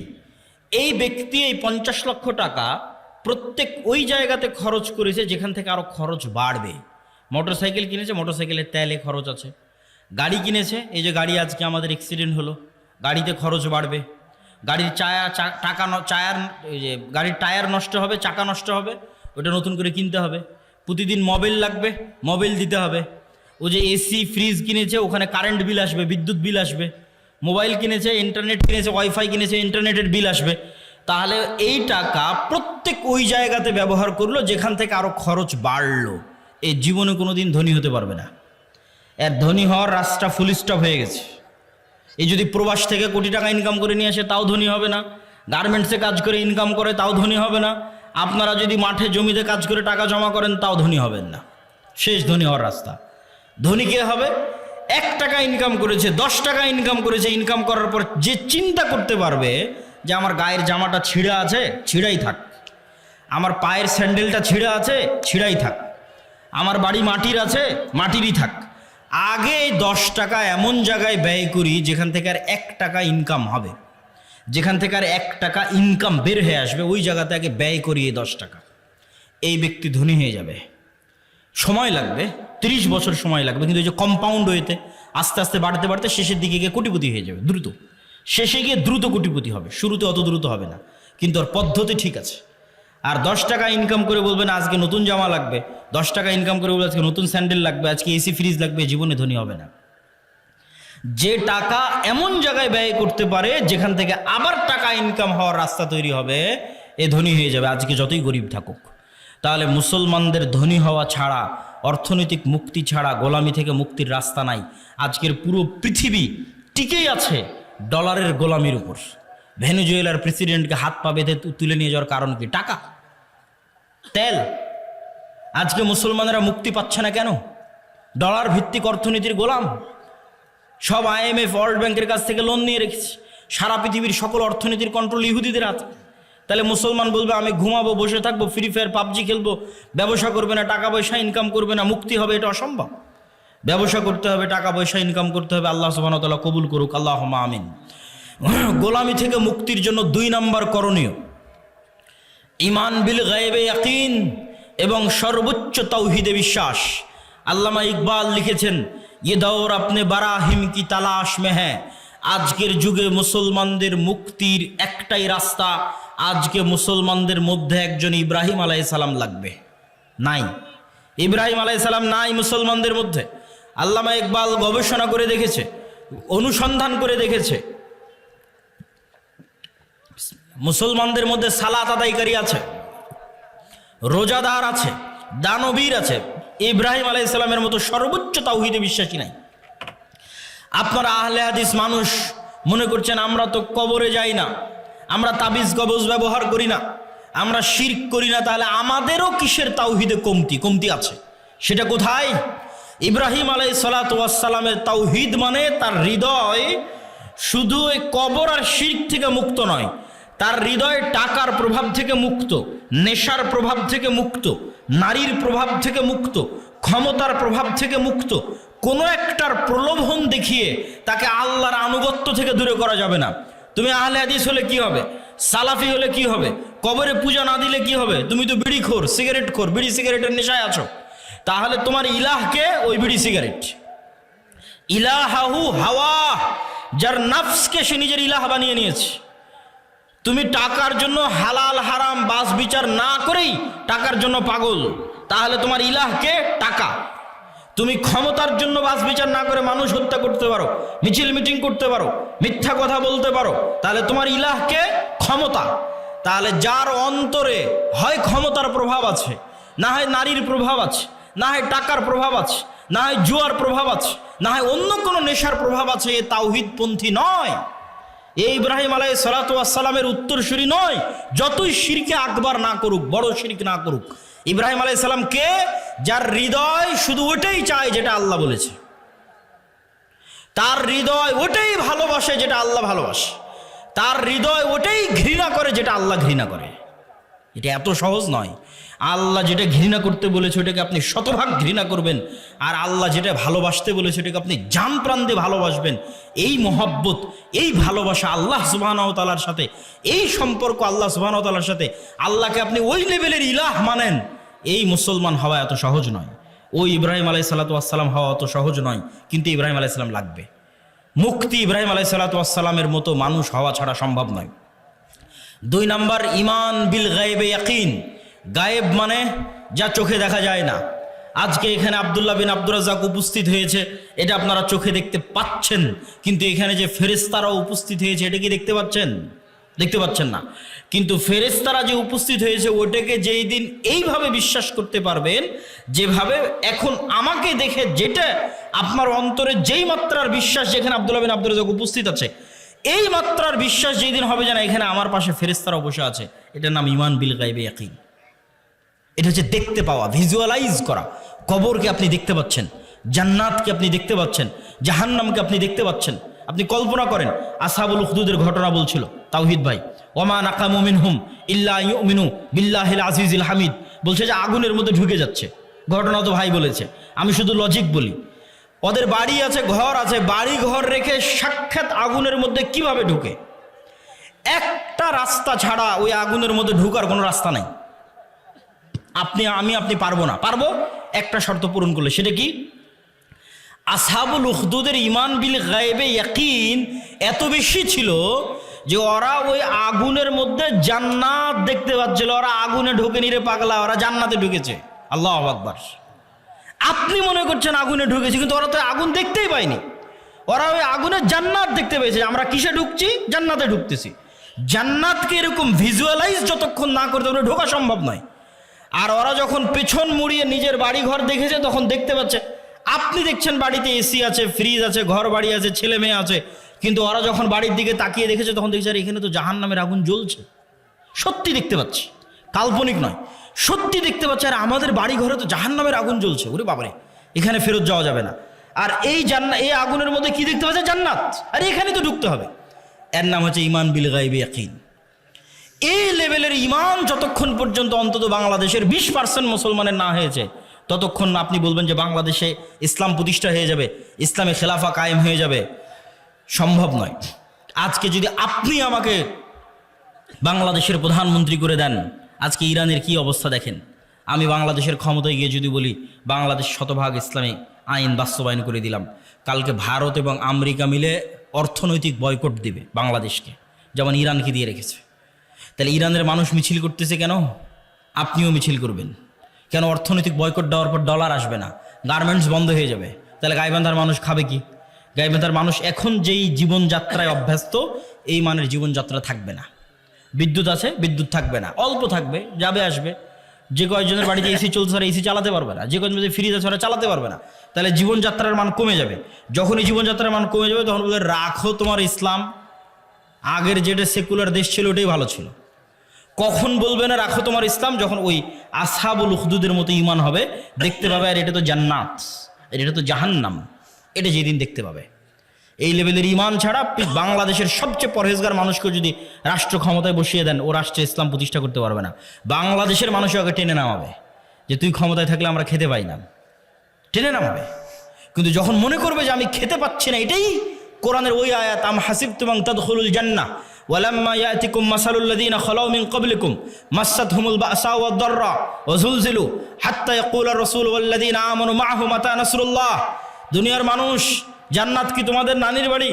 জান্নাত কি তোমাদের মামার বাড়ি? আল্লাহ বলছেন আম হাসিবতুম আন তাদখুলুল জান্নাহ, মনে করে নিলার জান্নাতে চলে গেলা, অথচ তোমাদের অতীতে যারা চলে গেছে তারা যে পরিমাণ কষ্ট সহ্য করেছে, তারা যে পরিমাণ আল্লাহর পরীক্ষার মুখোমুখি হয়েছে, সেই পরিমাণ পরীক্ষা দুঃখ কষ্ট তোমরা কিছুই ভোগ করনি, আর বলছো জান্নাতে চলে যাব? সম্ভব নয়। সম্মানিত উপস্থিতি, ঈমান বিল গায়বি ইয়াকিন।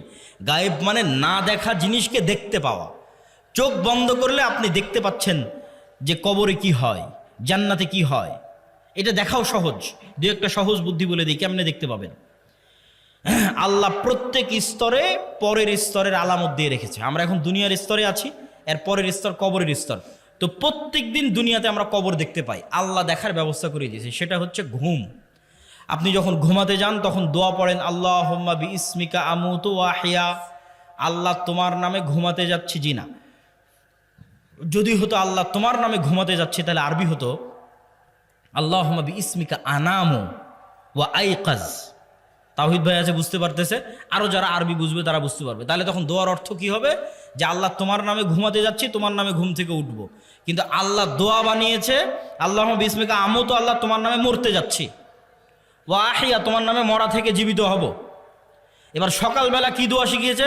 আলহামদুলিল্লাহ ইল্লাযী আহইয়ানা বাদামা আমাতানা। কি আশ্চর্য!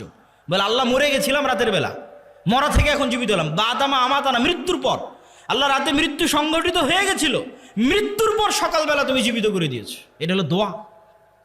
তাহলে প্রত্যেক দিন আমরা কবরে যাচ্ছি, প্রতি রাতে যখনই ঘুমাই তখনই কবরে যাই। ওটাই বারজাখের জীবন। বারজাখের জীবন ওই রকমই, কাছাকাছি। সেটা স্বাদ আল্লাহ সুবহানাহু ওয়া তাআলা দেন। যদিও রুহের পার্থক্য ভেদে বারজাখি জীবনে এক একজনের এক এক রকম হবে।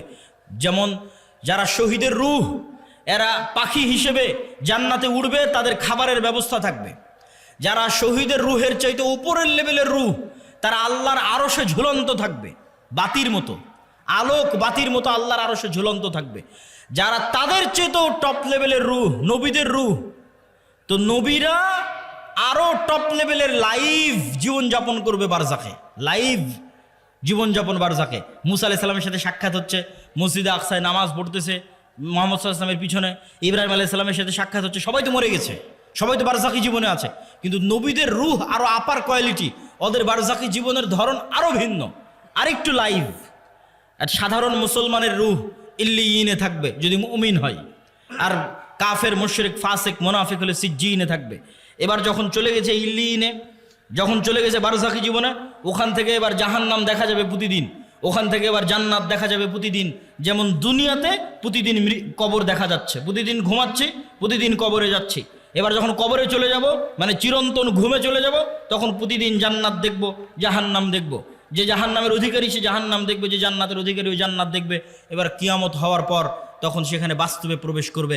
সম্মানিত উপস্থিতি, এগুলো বারজাকি জীবন। ঠিক কিয়ামতকে ভিজুয়ালাইজ করতে পারতে হবে, জান্নাতকে ভিজুয়ালাইজ দেখতে চোখ বন্ধ করলে যেন জান্নাত দেখা যায়।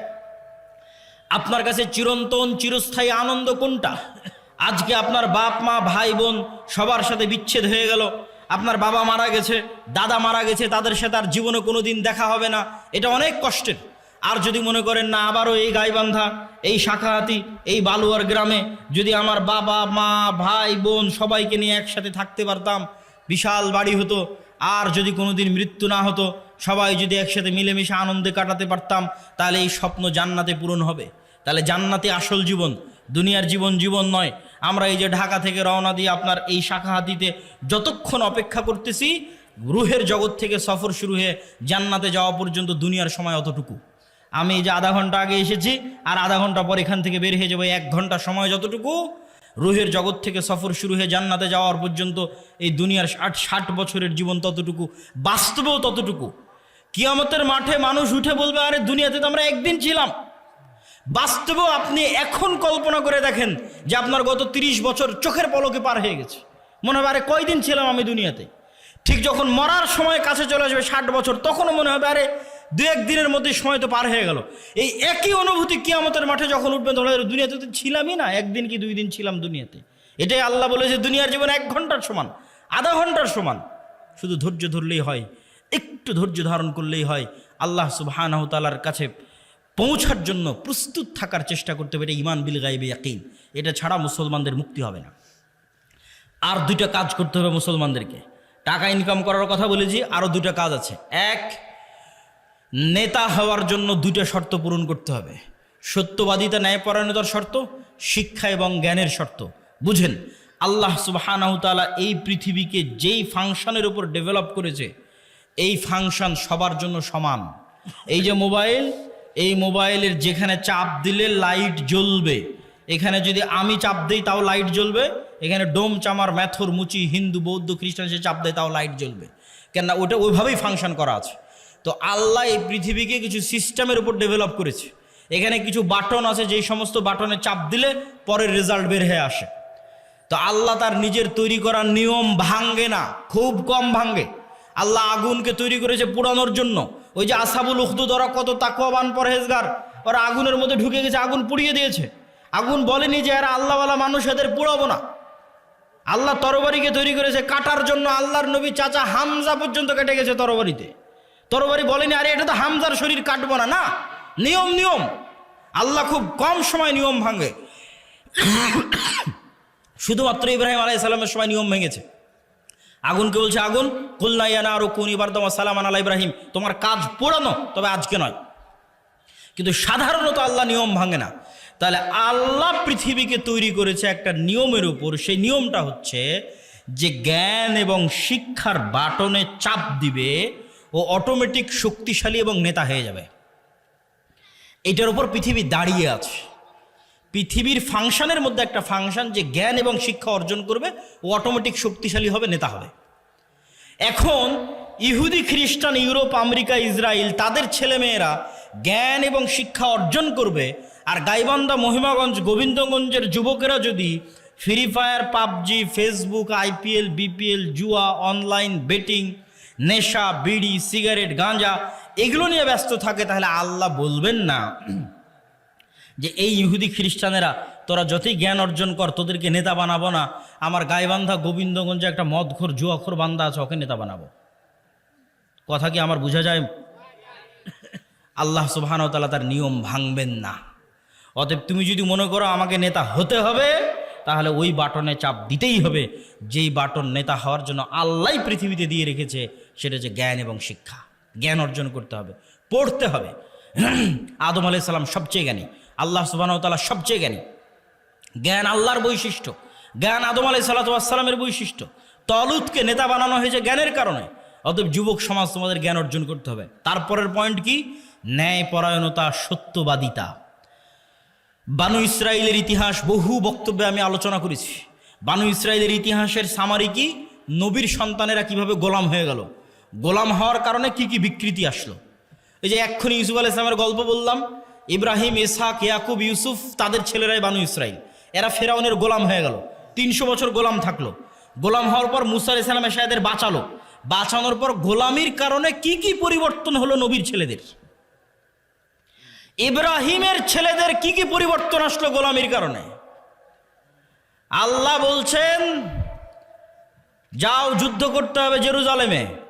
নবীর ছেলেরা কি বলে? ইজহাব আনতা ওয়া রাব্বুকা ফাকাতিলা, তুমি আর তোমার আল্লাহ গিয়ে যুদ্ধ করো। তারা ইব্রাহিম আলাইহিস সালামের ছেলে। আল্লাহ বলছেন এটা তাওরাত, ঈমান আনো। নবীর ছেলেরা কি বলছে? লান নুমিনা লাকা হাত্তা নারাল্লাহ জাহরাতান, যতক্ষণ তোমার আল্লাহকে সচক্ষে না দেখছো ততক্ষণ ঈমান আনবো না। আরে তুই তো এখনই দেখলি যে ফেরাউন ডুবে মরলো, আর কি দেখা লাগবে? এখনই ওর চোখের সামনে ফেরাউন ডুবে মরেছে। ফেরাউন ওদের উপর জুলুম করতো, সমুদ্রে ফেড়ে রাস্তা তৈরি হয়ে গেছে। এরা এখন এসে বলে যে আল্লাহকে না দেখলেই ঈমান আনবো না। তাহলে কেমনে নবীর ছেলেদের স্বভাব এরকম হয়ে গেল? আল্লাহ বললেন আসমান থেকে খাবার আসবে, মান্না এবং সালোয়া। মান্না সালোয়া কি? মাশরুম। যেই মাশরুমের 1 কেজির দাম 4 থেকে 5 লক্ষ টাকা আজকের বাজারে। আর বিশেষ এক প্রকার কোয়েল পাখির মতো ছোট সুস্বাদু পাখির গোস্ত জান্নাত থেকে আসতো। তারা বলল লান নাসবিরা আলা তুআমিন ওয়াহিদ, এই এক খাবার প্রত্যেক দিন ভালো লাগে না মুসা, তোমার আল্লাহকে বলো এই মরুভূমির বালুর মধ্যে পেঁয়াজ রসুন বের করে দিতে, ডাল চাউল বের করে দিতে মরুভূমির বালুর মধ্যে। আল্লাহ বললেন মরুভূমির বালুতে হবে না, জেরুজালেম ফিলিস্তিন আছে, যুদ্ধ করে বিজয় করো। এদের যখন যুদ্ধ করে বিজয় করলো না, এদের উপর গজব আসলো 40 বছরে। শুধু নবীর ছেলেদের অবস্থা দেখেন, গোলামির কারণে কীরকম হয়ে গেছে তাদের অবস্থা। 40 বছর পাগলের মতো ঘোরার পর ইউশা বিন নুনের হাতে তওবা ইস্তেগফার করে এরা যুদ্ধ করেছে। লম্বা ঘটনা। আল্লাহ সূর্য থামিয়ে দিয়ে বিজয় দিয়েছে। এবার আল্লাহ বলছে শোনো, তোমাদের বিজয় দিলাম, তোমরা জেরুজালেমে প্রবেশ করার সময় মুখে বলবা হিত্তাতুন নাগফির লাকুম, আর মাথা দিবা সামনে, নিচু করবা, সিজদা অবস্থায় যাবা। হিত্তাতুন হিব্রু ভাষা, মানে আল্লাহ মাফ করে দাও, আস্তাগফিরুল্লাহ। এরা কি করলো? ঢোকার সময় পিছন আগে দিল, মুখে বলল হিনতাতুন, গমের দানা। কোরআনে এগুলো বর্ণনা করা আছে, কোরআন থেকে বলতেছি আমি। কি অবস্থা দেখেন নবীর ছেলেদের। এই ধোকাবাজি, এই 2 নাম্বারই কোথায় শিখলো? ফেরাউনের গোলামি করতে গিয়ে ধোকাবাজি 2 নাম্বারই শিখেছে। তাহলে ধোকাবাজি 2 নাম্বারই, ছল চাতুরি, গোলামির স্বভাব। স্বাধীন আত্মমর্যাদা সম্পূর্ণ মানুষ 2 নাম্বারই রাস্তা জানে না। স্বাধীন আত্মমর্যাদা সম্পূর্ণ মানুষ মিথ্যা জানে না। স্বাধীন আত্মমর্যাদা সম্পূর্ণ মানুষ দুর্নীতি জানে না। আব্দুল মুত্তালিব কাফের মুশরিক, আবু তালেব কাফের মুশরিক। ইতিহাস খুঁজে দেন যে আব্দুল মুত্তালিব দুর্নীতিগ্রস্ত। ইতিহাস খুঁজে নিয়ে আসেন, ইতিহাস খুঁজে নিয়ে আসেন। মুহাম্মদ সাল্লাল্লাহু আলাইহি ওয়াসাল্লামের চাচা আবু তালেব 2 নাম্বার মিথ্যুক। কঠিন আছে, খুঁজে নিয়ে আসা কঠিন আছে। কেন? আব্দুল মুত্তালিব, আবু তালেব এরা কাফের মুশরিক, হলো ইসমাইলের সন্তান।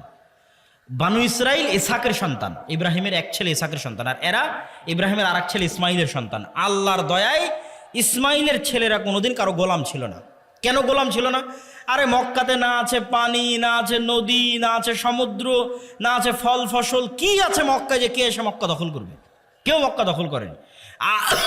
আব্রাহা একবার চেয়েছিল যে এখানে কেন মানুষ ইবাদত করতে যায়, আমি ইয়েমেনে ইবাদতের ঘর তৈরি করব, আমার এখানে ইবাদত করতে আসবে। তো ওখানে মানুষ ইবাদত করতে যায়নি, তো কাবা ঘর ভাঙতে গেছিল আব্রাহা, একবারই। তা বাদে কেউ ইসমাইলের সন্তানদেরকে কেউ গোলাম বানায়নি। এই জন্য ইসমাইলের সন্তানেরা অধিকাংশই, 2-1 জনের কথা বলা যাবে না, অধিকাংশই জন্মগত মিথ্যা, ধোঁকা জানতো না।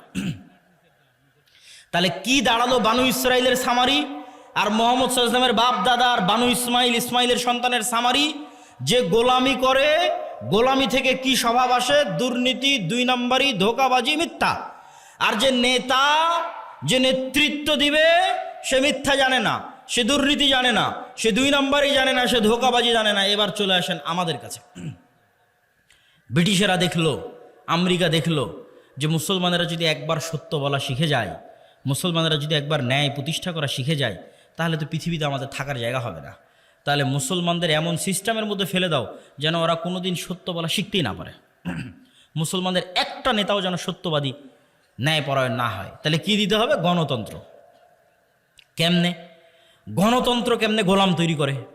গণতন্ত্র এমন এক সিস্টেম যেখানে এক দলের নেতা আর এক দলের নেতার বিরুদ্ধে বলবে তো বলবেই, একই আসনের মনোনয়ন প্রার্থী একই দলের, আর বাকি মনোনয়ন প্রার্থীগুলোর বিরুদ্ধে যদি 2 নম্বরই না করে, মিথ্যা না বলে, টাকা পয়সার লেনদেন না করে, লিয়াজু লবি মেনটেন না করে, তাহলে মনোনয়নই নিয়ে আসতে পারবে না। বাস্তব মাঠের পরীক্ষা। আর ইশতেহারে দল নিজেও জানে বাস্তবায়ন করতে পারবে না, মিথ্যা ওয়াদা দিবে। মিথ্যা না বলা শিখলে ভোট পাবে না। আর যারা ভোটার সেও মিথ্যা ওয়াদা দিবে। যত এমপি প্রার্থী আসবে, হ্যাঁ ভাই আপনাকে ভোট দেব, 500-1000 টাকা, 500-1000 টাকা, হ্যাঁ আপনাকে ভোট দিব। ভোটারও মিথ্যুক, এমপিও মিথ্যুক, মনোনয়ন প্রার্থীও মিথ্যুক, এবং সবাই লিয়াজু লবি 2 নম্বরই রাস্তা, ধোকাবাজি, এগুলো একদম ভোটের দিন পর্যন্ত যদি না করে ও জিতেও আসতে পারবে না। তাহলে এই গণতান্ত্রিক পদ্ধতিতে 300 এমপি নির্বাচিত হয়ে গেল। এখন বানু ইসমাইল আর বানু ইসরাইলের এই যে আগের ফরম্যাট আপনাকে দিয়ে দিলাম, এই ফরম্যাট অনুযায়ী আপনি বলেন যে এই 300 এমপি নেতা না গোলাম? একটু জোরে বলতে হবে, নেতা না গোলাম? গোলাম। এইটা যদি একবার বুঝে গেছেন তাহলে বুঝে গেছেন যে মুসলমানদের সমস্যা কোথায়, মুসলমানদের কাজ কি। এবার তো নেতাদের অনেক দোষ ত্রুটি বললাম, এবার একটু আমাদের দোষ ত্রুটি খুঁজি।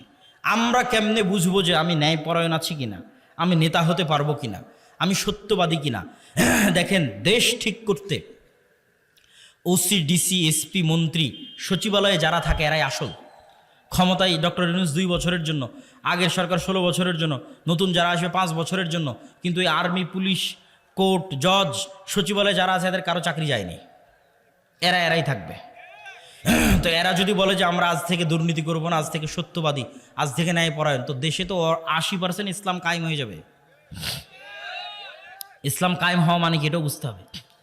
ইসলাম কায়েম হওয়া মানে, যদি মনে করেন সবাই 5 ওয়াক্ত সালাত আদায়কারী হবে, ঠিক আছে, সমস্যা নাই।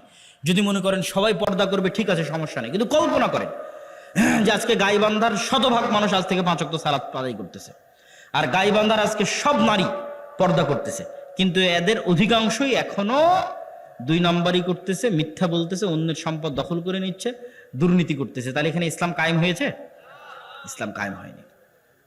এবার আপনি বুঝবেন কেন বললাম ওসি, ডিসি, এসপি এরা যদি আজ থেকে শতভাগ সৎ হয়ে যায় তাহলে 80% ইসলাম কায়েম হয়ে যাবে। শুধু কি তাই, এই ওসি, ডিসি, এসপি, মিনিস্টার, সচিবালয় যারা আছে এরা আল্লাহকে ধোকা দিতে চায়, মানুষকে ধোকা দিতে চায়। 2 নম্বরই উপায়ে টাকা ইনকাম করে সেই টাকা দিয়ে হজ করে পাপ ক্ষমা করতে চায়। নাউজুবিল্লাহ। এই পাগলদেরকে কে বুঝাবে যে তুমি যে অবৈধ টাকা দিয়ে হজ করছো ওটা তো কবুল হয়নি, কোনো সমস্যা নাই। তোমার মনের স্বাদ যে তুমি হজ করবা, তোমার মনের স্বাদ যে তুমি একটু মসজিদ কমিটির মেম্বার হবা, টাকা পয়সা দিবা, দান করবা, তো তুমি দান করে জানে কি পাবা, হজ করে জানে কি পাবা, তার চেয়ে তো সিক্রেট তোমার কাছেই আছে, এর চেয়ে বেশি নেকি পাওয়ার। সেটা কি? রাসূল সাল্লাল্লাহু আলাইহি সাল্লাম বলছেন, সাবআতু ইউদিল্লুহুমুল্লাহ ইয়াউমা লা দিল্লা ইল্লা দিল্লুহ, ইমামুন আদিল, যে 7 শ্রেণীর মানুষকে আল্লাহ বিশেষ ছায়া দিবে। তার 1 নম্বরে তাহাজ্জুদ গুজারকে অতিক্রম করে 1 নম্বরে চলে গেছে, দানবীরকে অতিক্রম করে 1 নম্বরে চলে গেছে, যে ওসি তার পদে বসে কিন্তু চুল পরিমাণ অন্যায় করে না, মিথ্যা বলে না। আল্লাহু আকবার। যে ডিসি, যে এসপি, যে প্রিন্সিপাল তার পদে বসে কিন্তু চুল পরিমাণ অন্যায় করে না, মিথ্যা বলে না, এটা 1 নম্বরে চলে গেছে, ইমামুন আদিল। তাহলে তুমি অন্যায় উপায়ে সুদ ঘুষ নিয়ে টাকা ইনকাম করে হজ দান করতে চাচ্ছ, এটা তো চরম বোকামি। তুমি যেখানে দায়িত্ব পালন করছো ওখানে সত্যবাদিতার ন্যায়ের সাথে দায়িত্ব পালন করো, ওটাই ইবাদত। এবার আপনাদেরকে বলি, আপনি আপনার একটা উদাহরণ, আপনার বোনকে আপনার পিতার সম্পত্তিতে ন্যায়ের সাথে সম্পত্তি বুঝিয়ে দিয়েছেন কিনা? যদি হ্যাঁ হয় তাহলে আপনার নেতা হওয়ার সম্ভাবনা আছে, যদি না হয় তাহলে আপনার মধ্যে বানু ইসরাইলের গোলামির স্বভাব বিরাজ করতেছে, আপনি গোলাম, আপনার পরবর্তী 14 প্রজন্ম গোলাম। নেতা হতে চাইলে আগে নিজেকে ন্যায় পরায়ণ হতে হবে, যে না, আমার বাবা যা জমি দিয়ে গেছে আমি আজকেই ন্যায়ের ভিত্তিতে আমার বোন যা পায় সেটা আমি বুঝিয়ে দিব। আমি কি আমার স্ত্রীর সাথে ন্যায় করি? আমি কি আমার বাপ মায়ের সাথে ন্যায় করি? আমি কি আমার ছেলে মেয়ের সাথে ন্যায় করি? এইভাবে যখন ন্যায় প্রতিষ্ঠার চ্যালেঞ্জে আন্দোলন তৈরি হবে যে আমরা ন্যায় প্রতিষ্ঠা করব সমাজের রুট লেভেল থেকে টপ লেভেল পর্যন্ত, এমনি রাষ্ট্রে ইসলাম কায়েম হয়ে যাবে, 80% ইসলাম কায়েম হয়ে যাবে এবং এরাই নেতা হবে। এখান থেকে নেতৃত্বের শুরু হবে। ওসমান হাদি, যাকে গুলি করে হত্যা করা হয়েছে, সে নির্বাচিত কোনো এমপিও নয়, সে বড় কোনো দলের নেতাও নয়, তার কোনো লাখ লাখ কর্মী বাহিনীও নাই, তাহলে তাকে গুলি করে হত্যা করা হলো কেন? এইটার ক্ষমতা, এটা দেখে আপনি বুঝবেন যে সত্যবাদিতার ন্যায়পরায়ণতার ক্ষমতা কি। সত্যবাদিতা এবং ন্যায়পরায়ণতা থাকলে মানুষ যে আসল নেতা হয়, মানুষ যে প্রকৃত নেতা হয়, তার প্রমাণ হচ্ছে ওসমান হাদি। এই রকম যুবক লাগবে। আজকের বক্তব্যে যতগুলো পয়েন্ট তুলে ধরেছি, একটা একটা করে পয়েন্ট আপনারা মিলান। 1 নাম্বার, যার ঈমান বিল গায়বে ইয়াকিন আছে। 2 নাম্বার, যার শতভাগ তাওহীদ আছে। 3 নাম্বার, যে টাকা পয়সায় গরিব ফকির নয়, ব্যবসায়ী। 4 নাম্বার, যে জ্ঞানে ভালো জ্ঞান, উচ্চ ডিগ্রি জ্ঞান অর্জন করে এসেছে। 5 নাম্বার, যে সত্যবাদী ন্যায়পরায়ণ, জ্ঞানকে বিক্রি করে না, টাকাকে অন্যায় উপায়ে লাগায় না। এই রকম যদি 500 যুবকও তৈরি হয়, তাহলে এই 500 যুবকই বিপ্লব তৈরি করে ফেলতে পারবে, শুধু বাংলাদেশে নয়, সারা পৃথিবীতে। ইনশাআল্লাহ বলেন ইনশাআল্লাহ। তবে হ্যাঁ, এই রকম যুবকদের উপর বিপদ নেমে আসবে, যেমন আসহাবে কাহাফের উপর বিপদ নেমে এসেছিল। বাঁচার রাস্তা, তার জন্য 2টে সিক্রেট থিওরি বলে আজকের বক্তব্য শেষ করব। 2টে আল্লাহর সাহায্য পাওয়ার মাধ্যম। আল্লাহর সাহায্য ছাড়া বিজয় হয়নি, হবে না, হয়নি, হবে না। আল্লাহর সাহায্য লাগবে। আল্লাহর সাহায্য পাওয়ার 1 নম্বর উপায় সালাত, 2 নম্বর উপায় জিকির। সালাত কি? আজকে এখানে বসে বক্তব্য দিচ্ছি, আমেরিকায় বসে মানুষ লাইভ দেখতেছে, ইংল্যান্ডে বসে লাইভ দেখতেছে, ঢাকায় বসে লাইভ দেখতেছে। তো এই যে ইন্টারনেটের মাধ্যমে, মোবাইলের মাধ্যমে 1000 কিলোমিটার দূর থেকে আমার সাথে তারা লাইভ কানেক্টেড হয়েছে। অনলাইন কোর্সে জুম অ্যাপের মধ্যে, গুগল মিটের মধ্যে পাসওয়ার্ড দিয়ে যখন 1000 কিলোমিটার দূরে থাকা ছাত্র 1000 কিলোমিটার দূরে থাকা শিক্ষকের সাথে কানেক্টেড হয় লাইভে এবং ক্লাস নেয়, মুখোমুখি হয়। সালাত এমন এক প্রযুক্তি যা 7 আসমানে থাকা, আরশে থাকা, রব্বুল আলামিনের সাথে জমিনে থাকা আল্লাহর সৃষ্টি মানুষের মধ্যে লাইভ কানেক্টেড করে দেয়। সালাত, আল্লাহু আকবার। আমি আল্লাহর নবীর হাদিস আপনাদের সহজবোধ্য করে অনুবাদ করলাম। হাদিস আল্লাহর নবীর, যে বান্দা যখন সালাতে দাঁড়ায় তখন আল্লাহ সুবহানাহু ওয়া তাআলা বান্দার মুখোমুখি হয়ে যায়। বান্দার চোখ যখন সিজদার দিকে থাকে, কলব যখন কানেক্টেড থাকে, তখন বান্দার সাথে আল্লাহ সুবহানাহু ওয়া তাআলা মুখোমুখি। এই সালাত আমার এবং আপনার বাঁচার রাস্তা। সালাত ছাড়া বাঁচার রাস্তা নাই। সালাত নাই, আল্লাহর গন্তির মধ্যে নাই, আল্লাহর কাউন্টের মধ্যে নাই, আল্লাহর খাতার মধ্যে নাই, আল্লাহর গণনার মধ্যে নাই। কে আপনি? আল্লাহ সুবহানাহু ওয়া তাআলা আপনাকে চেনে না। আপনি কিসের তাকবীর দেন, কিসের মিছিল মিটিং করেন, কিসের ভোট দেন, আল্লাহ সুবহানাহু ওয়া তাআলার গণনার মধ্যে আপনি নাই। তখনই গন্তির মধ্যে ঢুকবেন যখন আপনি 5 ওয়াক্ত সালাতে উপস্থিত হবেন। 5 ওয়াক্ত সালাত ছাড়া মুসলমানের বাঁচার কোনো রাস্তা নাই। সকল বিপদে আপদে মুসলমানের আসমানি মদদের দরকার, আসমানি সহযোগিতার দরকার। এই জন্য সূর্যগ্রহণে সালাত, চন্দ্রগ্রহণে সালাত, বৃষ্টি নাই সালাত, যে কোনো বিপদ আপদে সালাত। কেন? এটা একটা টেকনোলজি, এটা একটা প্রযুক্তি যা দিয়ে জমিনে থেকে 7 আসমানে থাকা রব্বুল আলামিনের সাথে লাইভ কানেক্টেড হওয়া যায়। সম্মানিত উপস্থিতি, 2 নাম্বার জিকির। জিকির কেন পাওয়ারফুল এটা বলে আজকের বক্তব্য শেষ করে দেব। উঠিয়েন না, খুব গুরুত্বপূর্ণ। সব শেষ পয়েন্ট কিন্তু সবচেয়ে গুরুত্বপূর্ণ। জিকির কেন পাওয়ারফুল? সাউন্ড এবং শব্দ পাওয়ারফুল, এইটা আমরা বুঝি না। আজকের আধুনিক সভ্যতা টিকে আছে ইন্টারনেটের উপর। এই ইন্টারনেট টিকে আছে কিসের উপর? আলোর মধ্যে দিয়ে ডাটা ট্রান্সফার হয়, এটার উপর। আমি কথা বলতেছি, এটা আলোর মধ্যে দিয়ে মোবাইল হয়ে, নেটওয়ার্ক হয়ে, টাওয়ার হয়ে চলে যাচ্ছে আমেরিকাতে। আলোর মধ্যে দিয়ে, আলোর মধ্যে দিয়ে আমার ভিডিও চলে যাচ্ছে, আলোর মধ্যে ডাটা ট্রান্সফার হয়। এটার উপর আজকের সভ্যতা দাঁড়িয়ে আছে। আর পৃথিবীর সবচেয়ে উন্নত প্রযুক্তির সভ্যতা হচ্ছে শব্দভিত্তিক, আওয়াজ ভিত্তিক, যেটার জ্ঞান আজকের বিজ্ঞানীদের নাই। কিছু জ্ঞান সুলাইমান আলাইহিস সালামের ছিল। সেটা কি? আজকে এখানে যদি কোনো চাইনিজ বসে থাকে, ও শুধু আমার আওয়াজই শুনতে পাবে। আওয়াজ কি বলছে, আওয়াজ, শব্দ। এখানে যদি এখন একটা চাইনিজ বসে বক্তব্য দেয়, তাহলে আপনি খালি আওয়াজ শুনতে পাবেন, কিছু বুঝতে পারবেন না। তাহলে আমি আলটিমেটলি একটা আওয়াজ উচ্চারণ করতেছি, যেটা আপনি বুঝেন, কিন্তু আরেকজনের কাছে এটা শুধুই আওয়াজ, আর কিছু না। তাহলে ওই পাখি, ওই গরু, ওই ছাগল, এই পিঁপড়া অবশ্যই আওয়াজের একটা ফরম্যাট আছে, যে ফরম্যাট উচ্চারণ করলেও বুঝবে। আওয়াজের একটা ফরম্যাট আমি এখন উচ্চারণ করছি, আপনি বুঝতেছেন। আর একটা ফরম্যাট কি? মাই নেম ইজ আব্দুল্লাহ, এটা আরেকটা ফরম্যাট আওয়াজের। আর একটা ফরম্যাট কি? আনা আব্দুল্লাহ, এটা আরেকটা ফরম্যাট। শুধু আওয়াজ, ফরম্যাট চেঞ্জ হচ্ছে, আরবি, বাংলা, ইংরেজি। এইরকমই একটা ফরম্যাট চেঞ্জ হবে, তাহলে পিঁপড়া যে উঠতে হাঁটতেছে, ওই যে মশা বসে আছে, ও বুঝবে যেটা কি আওয়াজ দিল রে। মশা তুমি উড়ো তো, ও বুঝতে পারবে, উড়ে চলে যাবে। ওই আওয়াজটা আমি জানি না, এই আওয়াজটা সুলাইমান আলাইহিস সালাম জানতেন, আল্লাহ দিয়েছিলেন। তাহলে আওয়াজ সবচেয়ে টপ লেভেলের প্রযুক্তি, যার উপর দিয়ে প্রযুক্তি হয় না। একটা উদাহরণ বলি, সুলাইমান আলাইহিস সালাম বললেন রানী বিলকিসের সিংহাসনকে নিয়ে আসতে হবে। ইফরিত নামক জিন বলল আমি নিয়ে আসবো, আপনি এখানে বসে আছেন, বসা থেকে উঠার পূর্বে নিয়ে আসবো। সুলাইমান আলাইহিস সালামের পছন্দ হয়নি। আল্লাযী ইনদাহু ইলমুম মিনাল কিতাব, সে বলল, আরেকজন বলল চোখের পলক পড়ার পূর্বে নিয়ে আসবো। তো ওর বর্ণনা দিতে গিয়ে আল্লাহ কোরআনে বলছে যার কাছে কিতাবের জ্ঞান আছে, সে বলল, সে মানুষ কি জিন আল্লাহ ভালো জানে। আল্লাহ বলছেন যার কাছে কিতাবের জ্ঞান আছে, সে বলল চোখের পলক পড়ার পূর্বে সিংহাসন আপনার সামনে উপস্থিত হবে। তাহলে ইফরিত নামক জিন গায়ের জোরে সিংহাসন নিয়ে আসতে চেয়েছে। আর যে বলল যার কাছে কিতাবের জ্ঞান আছে, এখন জ্ঞানের জোরে সিংহাসন নিয়ে আসবে। এ আবার কি জ্ঞান? কোরআনের ধারা বিবরণী তাই বলছে, জ্ঞানের জোরে। অনেক মুফাসসির লিখেছেন যে তার কাছে লাউহে মাহফুজের বিশেষ জিকির, সাউন্ড, আল্লাহর বিশেষ জিকিরের জ্ঞান তার ছিল, যে জিকির উচ্চারণের মাধ্যমে চোখের পলকে রানী বিলকিসের সিংহাসন সুলাইমান আলাইহিস সালামের দরবারে উপস্থিত হয়ে গেছে। জিকির যে পাওয়ারফুল, শব্দ যে পাওয়ারফুল, তার আরো 3টে উদাহরণ দেন। আল্লাহ আসমান জমিন সবকিছু ধ্বংস করে কিয়ামত কায়েম করবে ইসরাফিলের বাঁশির আওয়াজে, শব্দ দিয়ে। শব্দ সব চূর্ণ বিচূর্ণ হয়ে যাবে, সব মানুষ মরে গেছে, ফেরেশতা মরে গেছে, সব শেষ। এবার নতুন করে সবাইকে জীবিত করা হবে। তখনও ইসরাফিলকে তৈরি করে ইসরাফিলের বাঁশির আওয়াজ দিয়ে সবকে কবর থেকে উঠানো হবে, আওয়াজ, সাউন্ড।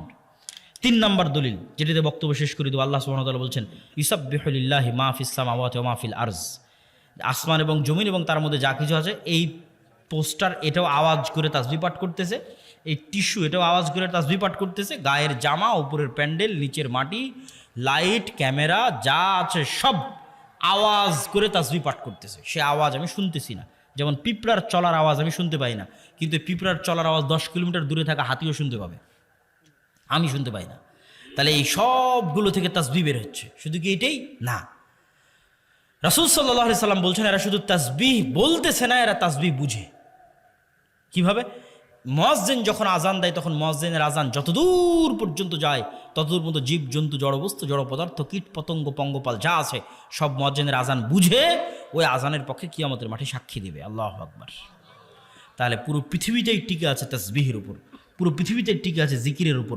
আপনি চোখ বন্ধ করলে যখন এটা দেখতে পাবেন, যখন এটা বুঝতে পারবেন, তখন বুঝবেন জিকির কত পাওয়ারফুল। তাহলে বলেন সালাতের চেয়েও পাওয়ারফুল? জি না, কথা ওটা নয়, সালাতও জিকির। আল্লাহ কোরআনে বলছেন আকিমিস সালাত লিযিকরি, সালাত পড়ো জিকিরের জন্য। আসলে 24 ঘন্টা আল্লাহর জিকির করা উচিত, কিন্তু 24 ঘন্টা তো তোমরা পারো না, শয়তান তোমাদের পিছে লেগে থাকে। তো অন্তত 5 বার তো আল্লাহকে স্মরণ করো 24 ঘন্টার মধ্যে, এটা ফরজ। এটা যদি না করো তাহলে তোমার সাথে আল্লাহর কোনো সম্পর্ক নেই, মা সালাম। যে কলব দিনে রাতে 24 ঘন্টায় 5 বার আল্লাহকে স্মরণ করতে পারে না, ওর সাথে আল্লাহর কোনো সম্পর্ক নেই। আল্লাহকে স্মরণ করার জন্য সালাত নির্ধারিত ফরম্যাটে দেওয়া আছে, আরও বেশি মজবুত, আরও বেশি পাওয়ারফুল করার জন্য। পুরো সালাতের প্রত্যেক ফরম্যাটে জিকির আছে। যখন আমরা কোরআন পড়ি তখন জিকির। কোরআন কি জিকির? যদি বুঝেন যে আল্লাহর আওয়াজ, আল্লাহর সাউন্ড, যদি বুঝেন আওয়াজ এবং সাউন্ড পাওয়ারফুল, তাহলে একটু কল্পনা করেন কোরআন এটা কার আওয়াজ, এটা কার সাউন্ড? আল্লাহর। জিবরাইল আলাইহিস সালাম আল্লাহ সুবহানাহু ওয়া তাআলার নিকট থেকে, লাউহে মাহফুজ থেকে, জিবরাইল আলাইহিস সালামের নিকট থেকে মুহাম্মদ সাল্লাল্লাহু আলাইহি ওয়াসাল্লাম। এই জন্য তাজবিদের গুরুত্ব আছে। আপনার কোরআন পড়াটা যেন এমন হয় যেমন ভাই মুহাম্মদ সাল্লাল্লাহু আলাইহি ওয়াসাল্লাম পড়তেন। তাহলে মুহাম্মদ সাল্লাল্লাহু আলাইহি ওয়াসাল্লামের পড়াটা জিবরাইলের মতো, জিবরাইলের পড়াটা আল্লাহ সুবহানাহু ওয়া তাআলার মতো, এটা আল্লাহর আওয়াজ। আল্লাহু আকবার, আল্লাহু আকবার। মুসা আলাইহিস সালামের লাঠির চেয়ে পাওয়ারফুল জিনিস মুসলমানদের কাছে আছে, সেটা হচ্ছে আল্লাহর আওয়াজ, আল্লাহর শব্দ। এই জন্য এটা সর্বশ্রেষ্ঠ জিকির। আফজালুজ জিকির তিলাওয়াতুল কোরআন। সম্মানিত উপস্থিতি, তাহলে কি দিয়ে আপনি বাঁচবেন? নেতা হতে চান, ইসলামী বিপ্লব করতে চান, 2টা জিনিস লাগবেই, সকাল সন্ধ্যার জিকির, 5 ওয়াক্ত সালাত, পারলে রাতেরও সালাত। আল্লাহ সুবহানাহু ওয়া তাআলা আমাদেরকে আজকের বক্তব্যের উপর আমল করার তৌফিক দান করুক, আল্লাহুম্মা আমিন। আজকের